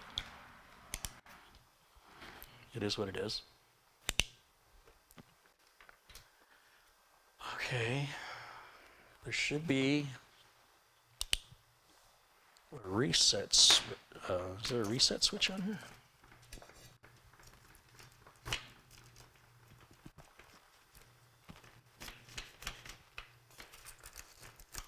There does not appear to be a reset switch on this case. I mean, there is a button right here.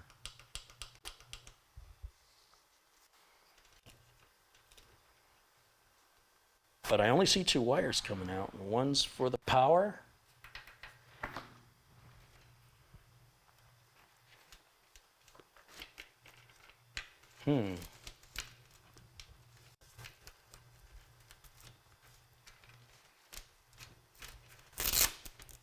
RGB is totally worth it.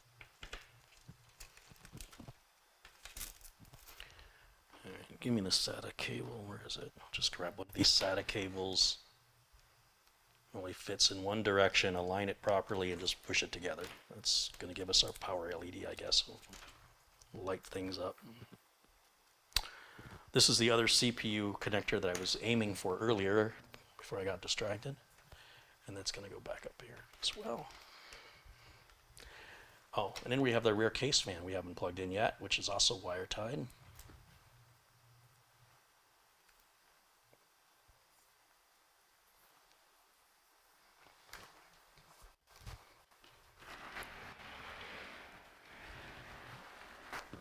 Okay, so when it comes to the CPU power cable, this one we're going to split in half, and we're only going to use one of the 4-pin connectors, and it's going to go onto that remaining plug.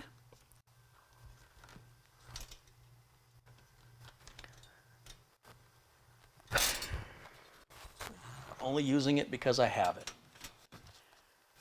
But I suppose if we wanted to overclock this puppy, it's ready to rock.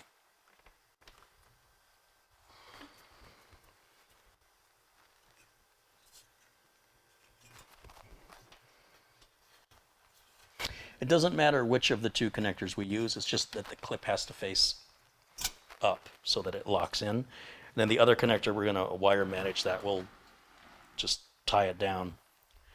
As for this fan power connector, I'm going to feed it right back through the same hole, so it's going to loop around back here so we can tie up the slack, because there's a little fan header that's perfect for us right below, and I know you can't see it on the camera, but it's right below the motherboard power connector, and at least this case I can reach it. You know, on a Corsair 200R, I would have had to have done this prior to installing the heatsink. Or at least with a Mugen 5, which is a bigger heatsink. It may be that it's a Be Quiet heatsink that's making it easier, but I definitely have more space top to bottom to get my hands in here. So this is a lot easier to get to those connectors and to get to this corner of the board with this case design. And then what I'll do is I'll just pull the slack of the fan cable back out through the hole. Heck, I can even take that extra plug and push it out too. And just try and hide that all back here. You know, we can cable manage that, tuck it all in, and it'll look nice and pretty. What do I have left? Video card power. We're going to do video card later. The big motherboard power connector, I don't like it to be wrapped around everything. So my preference is to have a nice clean run.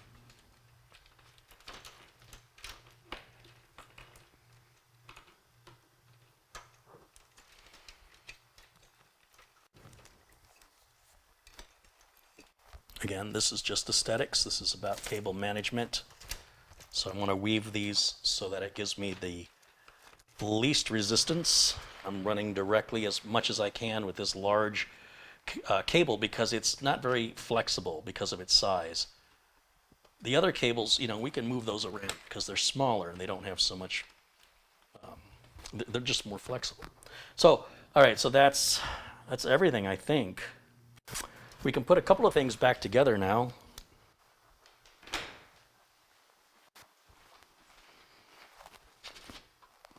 There's the lid, which, as I recall, went on like this little tabs it fits in somewhere.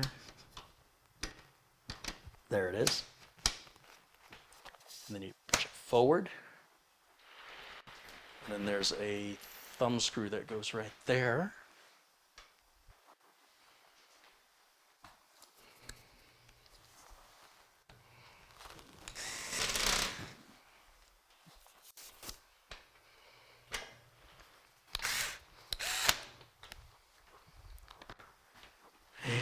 Back to the front, we've got the filter.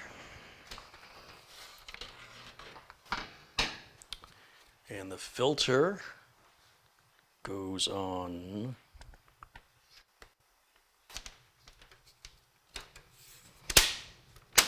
just pushes on like that. And then finally our front bezel, which came off real easy. I hope it goes on as nice as it came off. We'll feel for it, align it. Ooh. Nice. Good positive clicking. It's looking good. Looking good.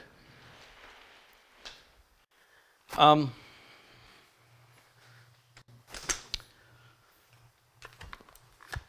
I borrow your monitor? I don't have a monitor and I need to test fire this. And what I'd like to do, if you're okay with it, is I'd like to use your monitor at home. I guess there's, I don't know, 1,180 people watching.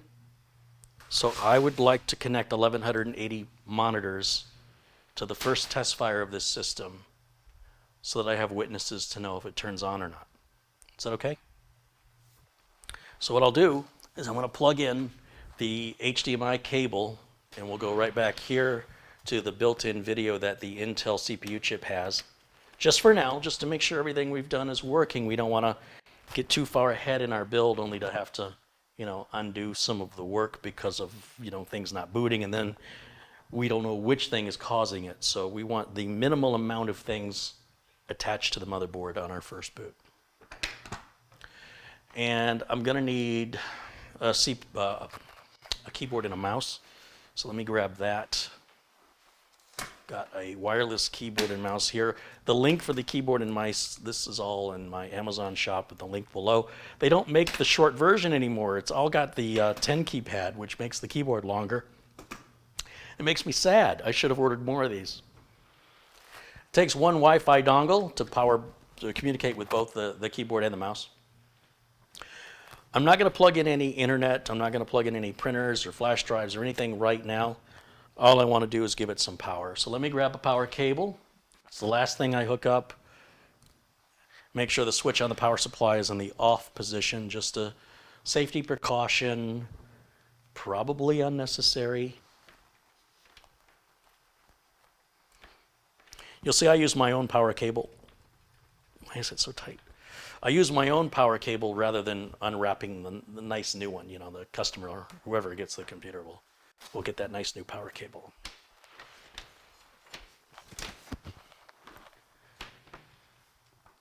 Okay, so that plugs us in. I'll hit the on switch. Okay, this is it.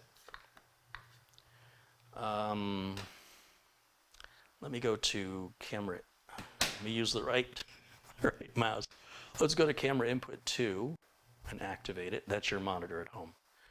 And I will put myself, I don't know, let's put myself right here. I want to make it kind of big so you can see what I'm about to do and you can see the RAM and everything, if it all works like it's supposed to. I'm trying to be positive here. I'm not just trying to be positive. I've done this a million times and it very rarely goes wrong. So happy birthday to me. Very, very, very rarely goes wrong. Did I flip the switch back on in the power supply? I did. Did I miss something? Did I not put the?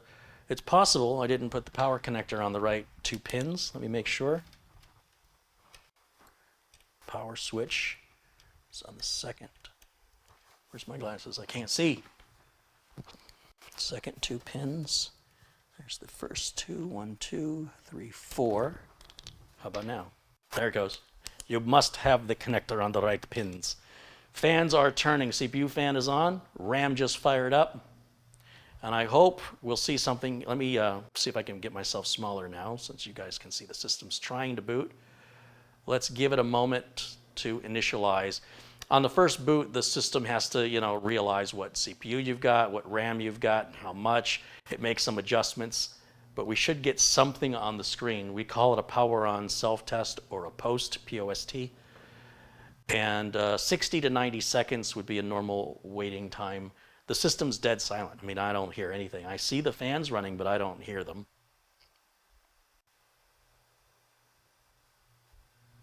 And then I also want to make sure that my video cable's plugged in all the way. I have a habit of being a little too gentle with these. And let me check at the back of the capture card and make sure I'm plugged in all the way back there. And everything looks like it's seated well. Now the system is apparently shut off and come back on. And it is just now posted as I walked away. I can breathe. All right, and it's turning itself off and on again. That's normal. It may do that 3 or 4 times. Just keep your hands off until it stops at the BIOS, which it'll do here in a moment. And if I stand over here, you'll see that RAM lights up. You can see when that system's booting. And you can tell the time difference with from the time it lights up in here to the time you see something happen on the screen below.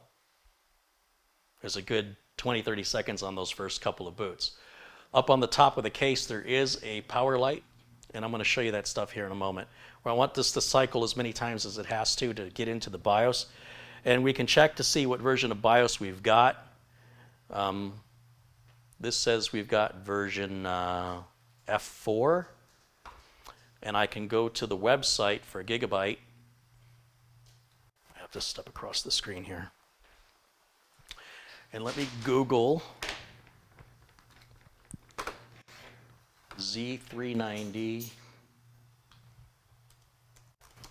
gaming, M gaming, Z390 M gaming. And Gigabyte is the first link that appears on the Google results. I'll go to support onto that page, and I want to look at what the latest BIOS available is for this board now before I install Windows. Knowing that if this board were brand new, if I haven't been sitting on this board for 6 months or however long it's been, it would have whatever the latest BIOS is already on it. So it's got F4, and since F4 there has been an F5, an F6, an F7, an F8, and an F9G. Now we don't need to install all of those. We only need to install the last one, and that's F9G. I should be able to bring this up and show you.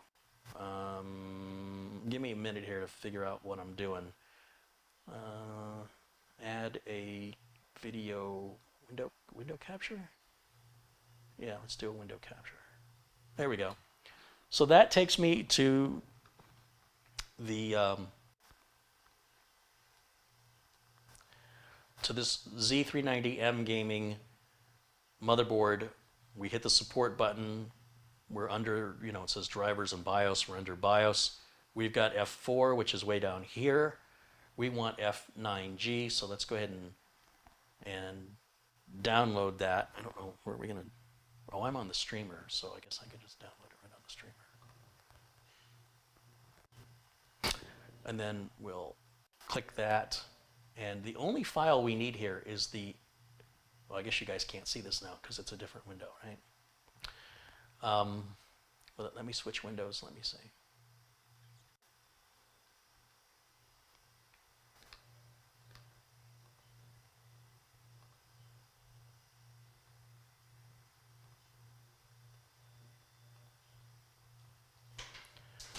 Okay, so the only file I need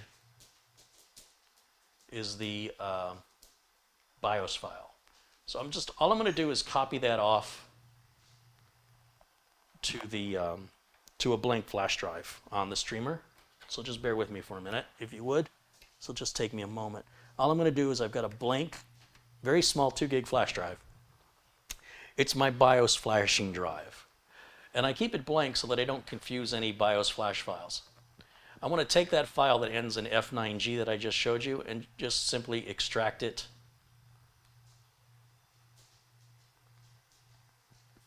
And put it right onto the flash drive. I don't need the eflash.exe or the readme file or the autoexec.bat. It won't hurt to have them, I just don't need them.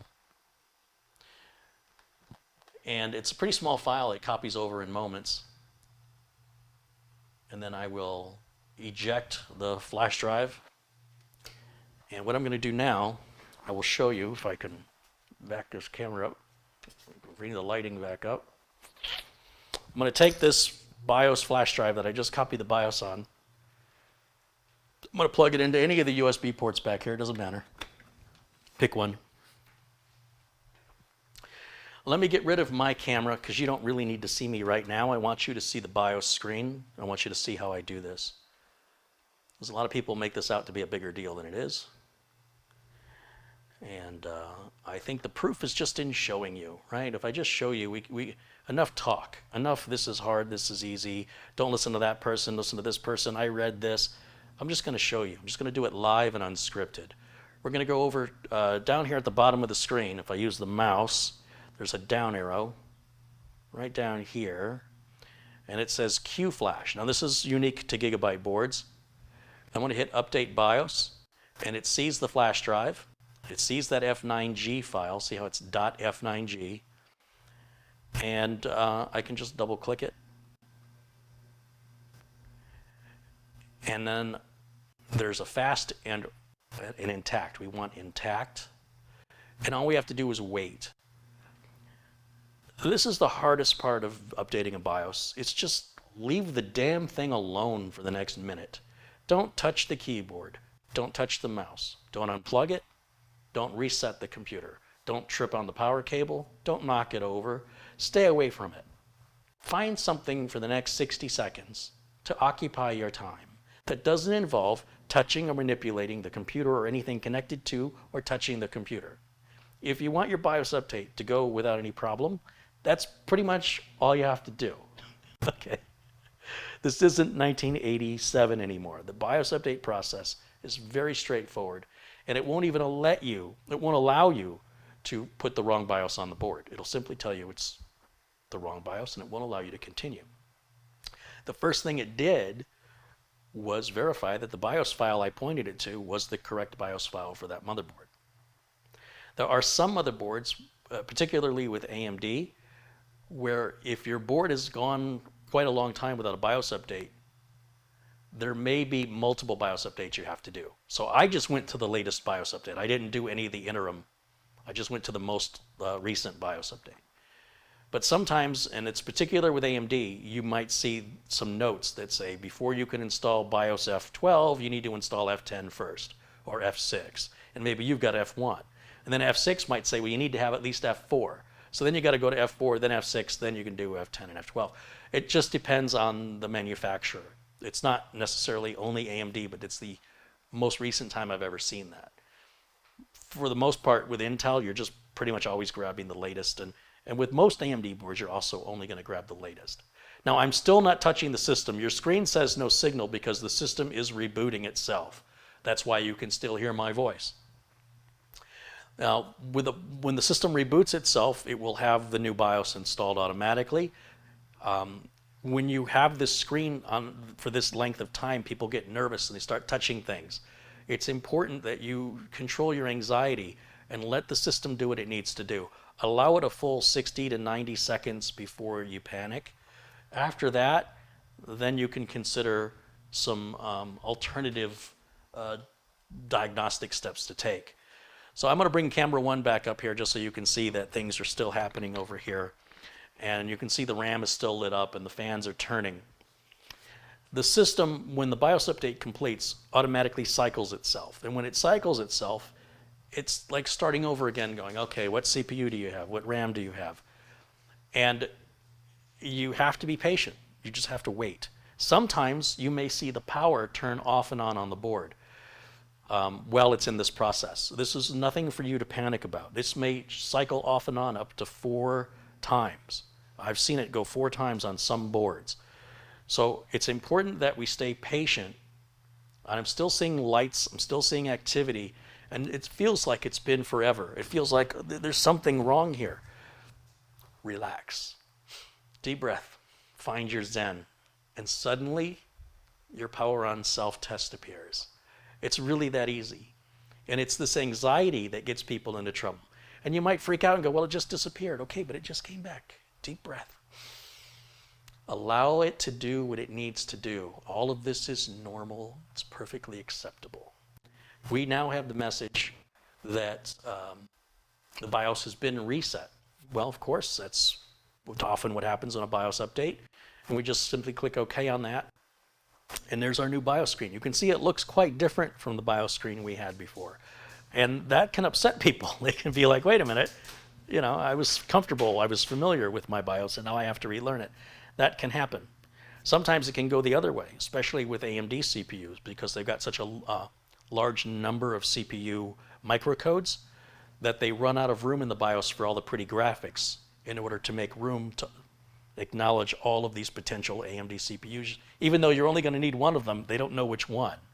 So like we had, I have an MSI board that looked really pretty in the BIOS, but then they updated for the latest AMD CPUs, the latest Ryzens, and then the BIOS looked like it went back in time and everything was all, you know, the graphics went away. And we're like, well, what just happened? Well, they ran out of room in the memory for the BIOS. The BIOS wasn't big enough. And even on the newest generation of AMD chips, there's not enough room to hold all the chip information. So if you flash an older board to accept those Gen 3 chips, it won't work with the Gen 1s and 2s anymore because there's no room in the BIOS to store all the microcode information. Okay, I think I got all that off my chest.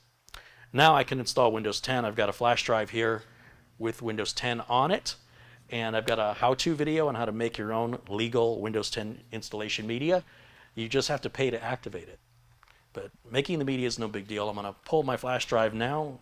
I'll erase that file that's on there because I'll never need it again. I'm going to put my Windows 10 flash drive into a blue USB port. That's a fast flash drive because I want my Windows 10 to install quickly. I know there's a reset button here, but I can't imagine it works. Oh, it's not a reset button. It's changing the colors on the case. I see what that's doing. Okay.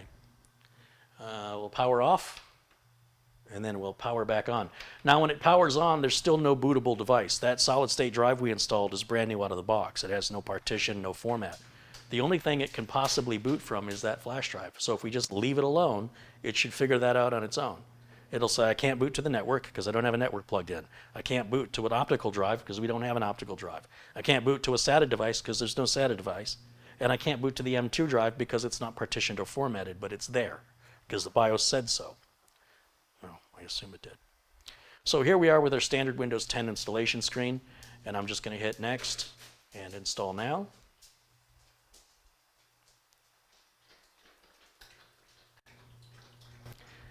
This throws a lot of people when they see this. All you got to do is read your screen right here. It says, I don't have a product key. And we can continue with the install. But we have to tell it what product key we have. My product key will be for Windows 10 Pro. Then when I hit Next, I have to enter or agree to the end user license agreement. Hit Next one more time. And I always choose Custom Install. You'll see now, although I'm kind of covering it up, let me get rid of me. Now we have the 2 terabyte Samsung Evo Plus drive exposed as unallocated. All we have to do is hit Next. And Windows 10 is going to automatically put numerous partitions, format those partitions, copy over the Windows installation files, install Windows. And until all of that is complete, I don't plug anything into the computer. No network access, no printers, nothing other than still bare minimums because we're still testing. Well, we're waiting for Windows 10 to install, and this won't take long. If you have any questions, I'll be happy to answer them now.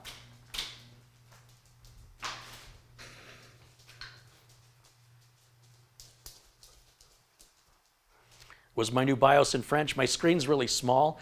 There's an option where you can change that into numerous languages. There's one BIOS for all countries, right? So there's probably Mandarin or Cantonese and French and Spanish and Portuguese and English. I don't know why. I might have accidentally pressed a key on the keyboard, but that does not affect our Windows 10 install. In fact, if we want to jump into the BIOS during the install, it's going to restart, and I can grab the keyboard and just start hitting the delete key once the system starts to restart. And hopefully if I hit delete often enough, it will get us back in the BIOS. The problem is my screen is really small, and I can't see, but I see easy mode, and that's clearly English. So I'm not quite sure where you guys were. Hold on, let me, oh, I see, right up here it says Francois. What language should I pick? Is Pig Latin in there? Oh, it's full screen, I can see. Welcome. That's better. Yeah, there's our 970 Evo. That's the USB flash drive. That's the boot manager, and then that's the drive separately. These are 3 fans. There is a system fan header on the board we're not using. PCI 16 slot is not used. Okay, that would be where the graphics card is going to go. That's interesting. I've never seen a BIOS show that before. And then M.2 says M2Q is plugged in, and it is generation 3 by 4, which is as fast as we can go. Everything looks good. Save and exit.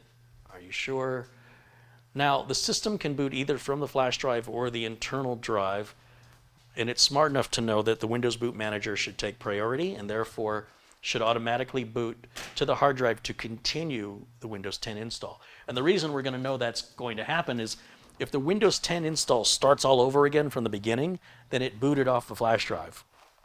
But if you leave everything alone, it should continue where it left off by starting off the M.2 drive, and it'll say like getting ready, and well, it's doing it right now.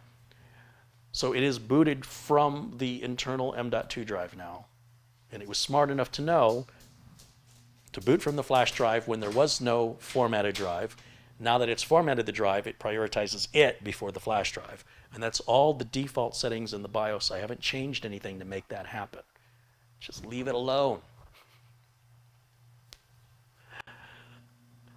There's been a few contributions that have come into the chat. Let me give a couple of shouts out to what I've missed here. Zdravko, Frenchkovic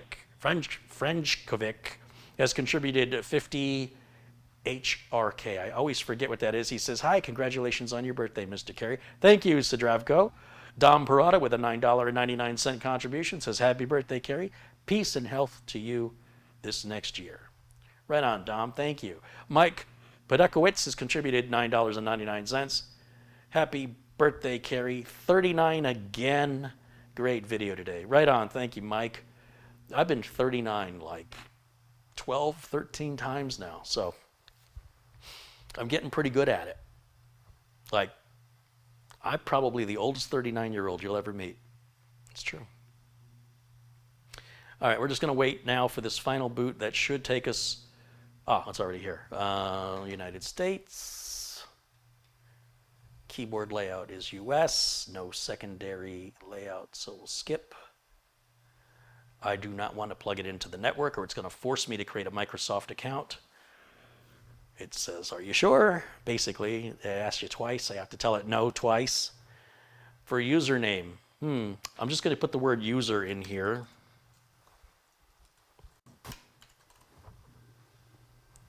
I can't see anything with that screen that small. Hold on, let me make this bigger just so I can verify I'm not misspelling.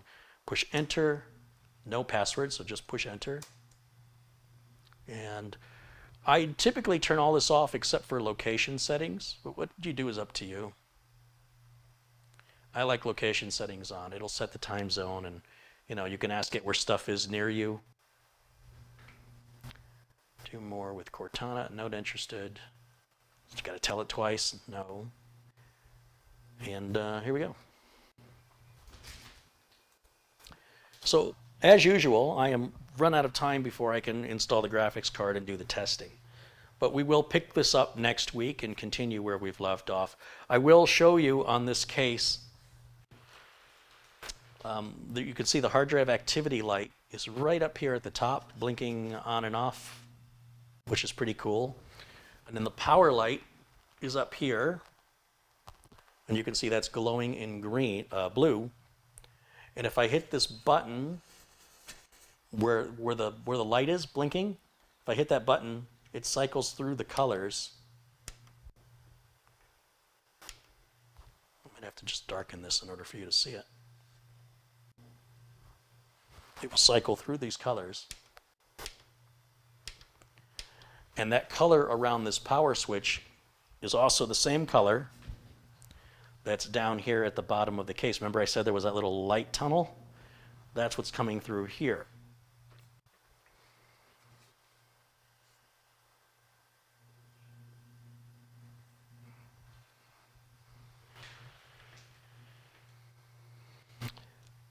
Kind of miss not having an RGB fan here, but the RAM is so bright, it's kind of reflecting off of the fan.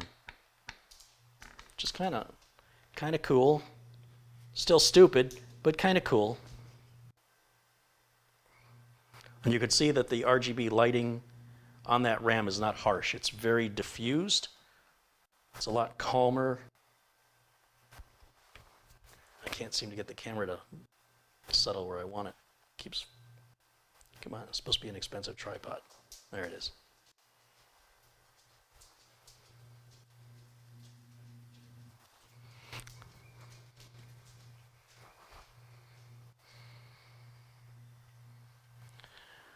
Okay, if we want to just verify that we've got 64 gigs of RAM, we can do that very quickly.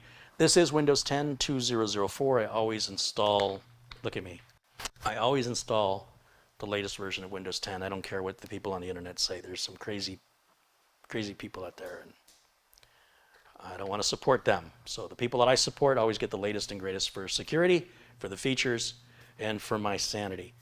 What you guys do is your business. I'm not telling you what to do. All right.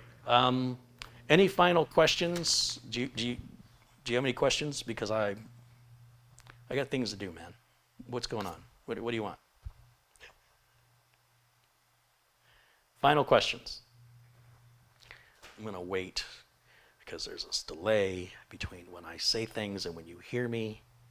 And while I'm waiting, I'm going to just jump into the control panel and just make sure that we see the right processor and right amount of RAM. We'll just go to large icon view, system, Windows 10 Pro, 64 gigs, 63.9 usable because we're borrowing some of the RAM to power the graphics on the chip. It's a Core i9 9900KS. It's running at 4 gigahertz, and it will ramp to 5 gigahertz when it turbos up, which is kind of like overclocking when you think about it. Just a more stable, not so power hungry, not so difficult to cool, civil solution to people pushing the system too far, finding where the limits are.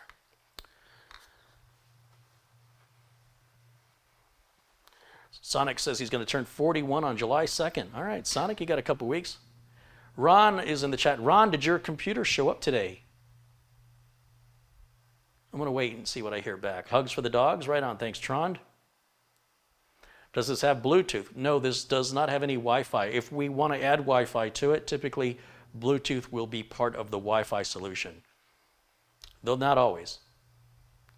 Do you prefer a reset switch? No, I don't care. I mean, I very rarely use one. Viable solutions. Carey, you are a big RGB fanboy with your RAM. Come on, admit it. I don't like absolutes. I don't like saying I like RGB, and I don't like saying I don't like it. There's some RGB I like, most of it I don't like. But honestly, this is all about getting video views. This isn't about what I like. This is what's going to get me the most amount of views. I'm just being honest. If I build a $600 computer, it's not going to get very many views. If I build a $10,000 computer, it's not rocket science. If I review a Ferrari and I review a Kia Soul, which video do you think is going to get more views? Regardless of how well or poor they're made, the Ferrari video is going to get a lot more views. So there it is. And I kind of wanted to build it. It's my birthday. Ron says, no FedEx says tomorrow. Yeah, it said it was in Kansas City, which is like 4 hours from you. So I thought, well, there's no way that's going to get there today. That's all right. Better that it gets there in one piece than it gets there quickly. So FedEx is running a day behind.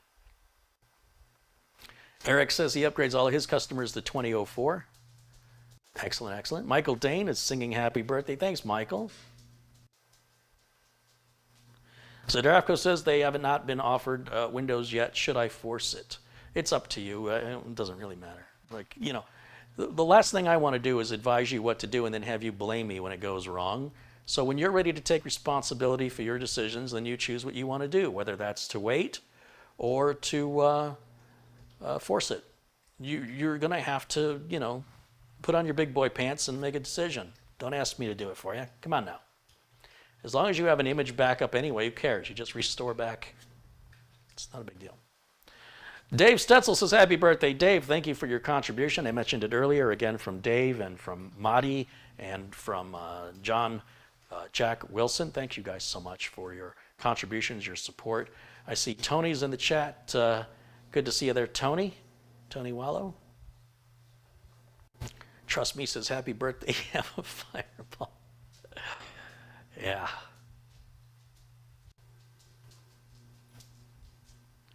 Otto says, can you send the computer prepaid? I'm broke and can use a fast computer. We'll talk about payment later.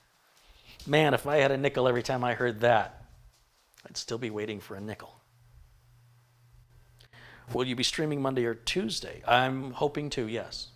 Sometimes what I want to do and what I have to do don't align, but it is my intent. Yeah. Jacob says, I hope you get everything you want for your birthday. Well, thank you, Jacob. How about we give you something? We'll call it moderator status. We'll turn you blue. Thank you.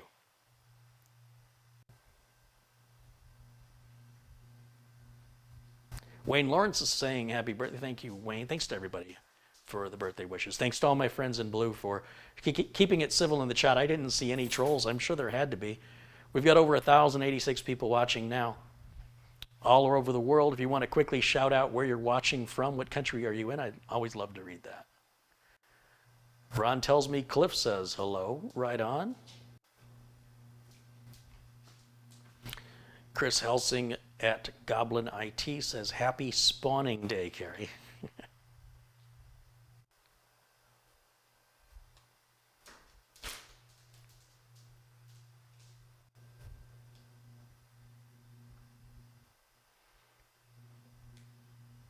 So again, thanks to all of you for the birthday wishes.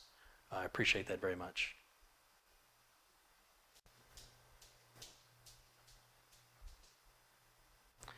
Terrell says, my Windows says your computer's not ready for the 04 update.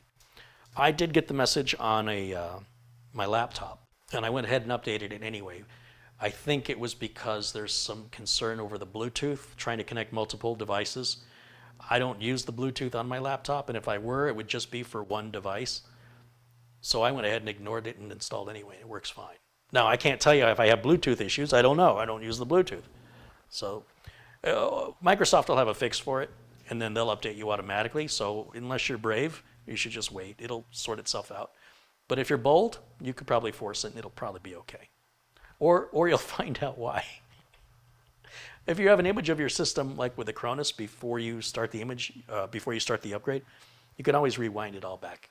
So backups, backups, backups can really ease a lot of anxiety and save you a lot of time and frustration.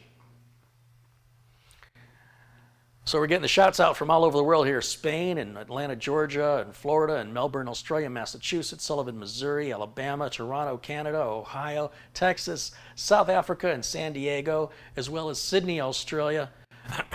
And what else do we have? Spain, and Oregon City and Oregon, Rome, New York, Fredericton, Canada. I've never heard of that. Delaware, Federal Way, Washington, Fairfield, Iowa, St. Louis, Missouri. A lot of Canadians in the house. Doug joins us from Iowa. Blazing Crawfish is in Bangladesh. David joins us from Washington, and Randy's in Florida. We've got the Drunk Control in Pennsylvania. David Sharples joins us from Bolton in the UK. Why is David not a moderator? You are now. Kenny is in Baton Rouge, Louisiana. Skyforce is in Sweden, right on. Eddie Sawyers joins us from Tennessee. Thanks for your gifts earlier, Eddie. Stephen Bernstein joins us from Florida. Steve's the guy who does those great stickers for the channel, and has been very generous to the channel. Is Stephen Bernstein who does the stickers? Or is it Stephen? I might be getting my Stevens mixed up. But Stephen Bernstein's been very supportive to the channel for months, and I appreciate that very much. And I don't see Luke in the chat room today. If he's in there, say a shout out to Luke in Vermont. Dustin Fuller's in Algonac, Michigan. And Dennis is in southeastern Michigan. Patrick joins us from Kettering, Ohio. Gabriel's in Costa Rica. Hayden Jones is in North Wales. Tom joins us from Ohio. Trond joins us from Norway. Steve Simon is in Amsterdam in the Netherlands. Les Hutchins says he's watching from Virginia. William Romero says he's watching from San Diego, and happy birthday. He just turned 40 on the 16th. All right, happy birthday to you, William. Robert Jones joins us from Charlotte, North Carolina. Gabriel Lopez is speaking something in Spanish. Feliz. Happy birthday, Carey. I think that's what that says. Or something is feliz. Tom Gribben is watching from Pennsylvania. Miro Kazam says happy birthday from Toronto, Canada. Thank you. Hot Dog Thompson watches us from South Carolina.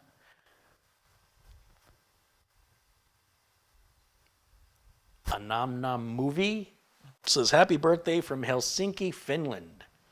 I do want to make it to Helsinki, Finland for the assembly demo PC scene. It's on my bucket list. I will do it. someday. If you don't know what the PC demo scene is, well, you're in YouTube looking for something to watch. Just type in PC space demo scene, DEMOSCENE. Demo scene is one word. And there are different levels of demo scene with 8-bit, 64-bit, different memory requirements. And if you watch some of this stuff, you need to know that it's all done on home computers, and everything is original. And if you enjoy math, if you have a brain that enjoys math, you can see the math just on the screen represented in patterns, colors, moving to the music, and it can be very sort of like, what drugs are these people on? But at the same time, very hypnotic. If your brain is into that kind of thing, it's very strange, difficult to describe, and it's been going on since the 80s. And I was surprised when I learned it was still happening, and then I was following up on how the graphics and sound have improved. And yeah, if you're looking for some interesting videos to watch, look at the 64-bit PC demo scene videos. Rainbow Clash. There's a couple other ones. Just absolutely mind-blowing what you can do with a home PC graphics now. And anyway, so one of the big conferences they have there is the Assembly. I think it's the Assembly Conference. It's in Helsinki, Finland, and probably for the last 30 years at least. And it's my goal to one day go there. It's not CES. It's nothing that most people know about. So you really have to be a hardcore nerd to know what this is and to appreciate the programming skills and the capabilities of what these folks do. I'm all there, man. I'm all there. Dave Murray says, happy birthday, Carey, from Bonnie Scotland. Hey, Dave, thank you so much. And Paul Newman says, happy birthday from Sydney, Australia. Look at all these birthday wishes from around the world. Robert Jones says, did you get your commission from Amazon? I don't know. HB10 Coder is in Portugal. Joins us from Portugal. Matt says, happy birthday. Hey, Matt, thanks.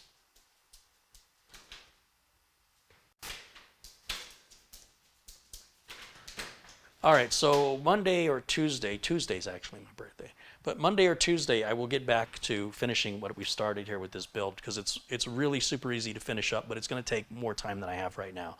We'll put the graphics card in. We're going to run the test on the Be Quiet cooler, the Prime 95. We'll run it 15 to 20 minutes. We'll see what our max temps are on the 9900 KS. And we'll run the TimeSpy demo benchmark on the 2080 Ti. What I will do between now and then is I will get the Windows updates installed. I will get Windows 10 activated. You guys don't need to watch that. Run the Windows 10 optimizer. I'll put the Samsung Magician on and the NVMe driver from Samsung. I've done that countless times in other videos. We can skip through that so it saves some time. So I can come back in, install the graphics card on camera with the latest NVIDIA driver, install the TimeSpy demo, let that benchmark run. I imagine we're going to get numbers somewhere in the 12,000 range, but we'll see what that's going to work out. And then we'll also run, like I say, Prime 95. We'll see what our max temps are. We'll see how this Be Quiet cooler is cooling. And then I'll have some decisions to make if I want to change the cooler for something that's not silver. I wanted to keep everything black. Because of the power supply shroud, that silver power supply isn't really bothering me like I thought it would. We'll see once I put the glass panel back. Well, I can put the glass panel back on right now. Kind of curious if that's going to be a distraction for me. I don't think it will be. I think it's pretty subtle.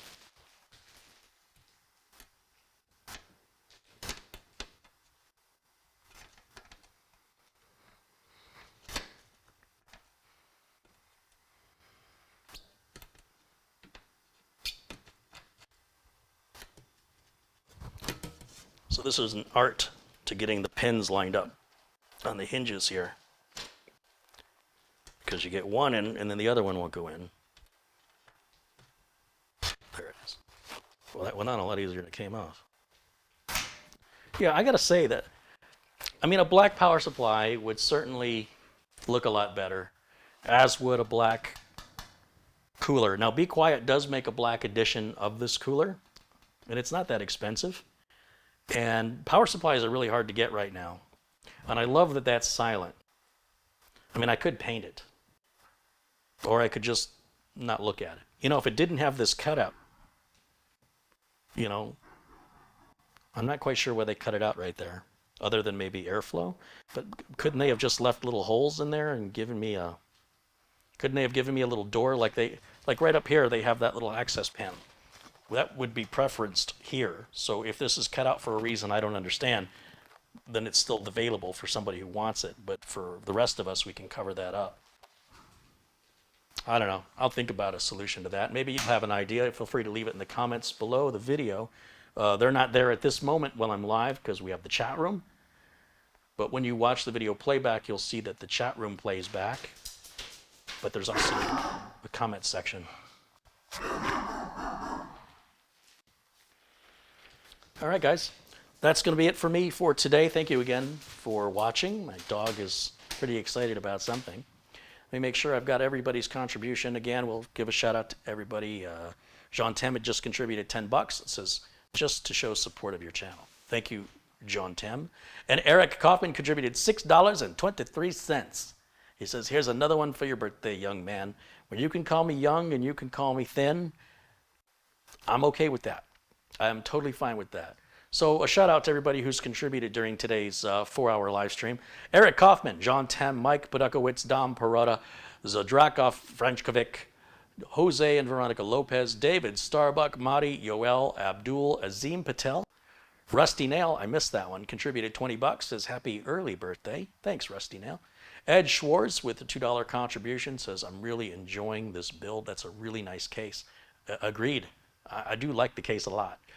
Gary Tatum has contributed $5. And let's see, there was a couple more from David Starbuck and Abdul Azim Patel again and Eric Kaufman again.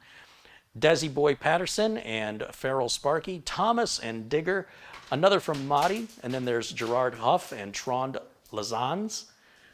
Trond has contributed 200 Norwegian kroner, which is very generous, thank you.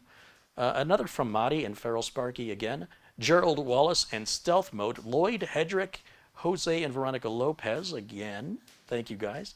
Kevin Arsenault, Guy Sternitsky, Kevin Kingen, John Yasuda, Daniel Pexton, Thomas Beckenstowe, Jesse Hosaka, Ronaldo Torres, again from David Starbuck. Dave, you're a very generous fellow. Thank you very much. Dale Maluk, IT and Programming and Music, Daniel Navarro, Mike Britton, Paul1961, Robert Malavich, Ronaldo Torres again. Thank you, Ronaldo. John Craig. John, happy birthday again back to you, my friend. Rick Hubbard and Dale Maluk again. Bear Paw, Glenn's Music, Aaron Werner, Hugh Wong, Sir Speaks a Lot. Was that me? Thank you. Gary Tatum, David Griswold, Larry Wood, Frankie B, thank you for your generous contributions. He's been very generous lately. I don't know who you are, but I kind of want to know. And he said, on top of the $50 contribution, he also sent an Amazon gift card. Very generous, Frankie. Thank you. The first contribution today was from Colin Hunt. Colin, thank you so much for setting the pace there. And thank you all for supporting the channel. I want to reiterate that everything you're seeing, with the exception of that Be Quiet cooler and the Silverstone power supply, all that's paid for with the money that you guys are seeing here to create content I think you want to see. To buy the parts that I think would make for a good system for you to consider building for yourself if it fits your budget and your needs. Not to build something because this is what I've got laying around. Of course, on the other hand, I sort of threw this together because this was stuff I had laying around, but it's all like perfectly matched. So that's why it just was, if the parts weren't right, I wouldn't have done it. So anyway, thanks again for making this possible. There will be a part 2. We'll follow up next week. Thanks again for joining. I hope you all have a safe, happy weekend. And I'll see you all again very, very soon. Until then, bye for now.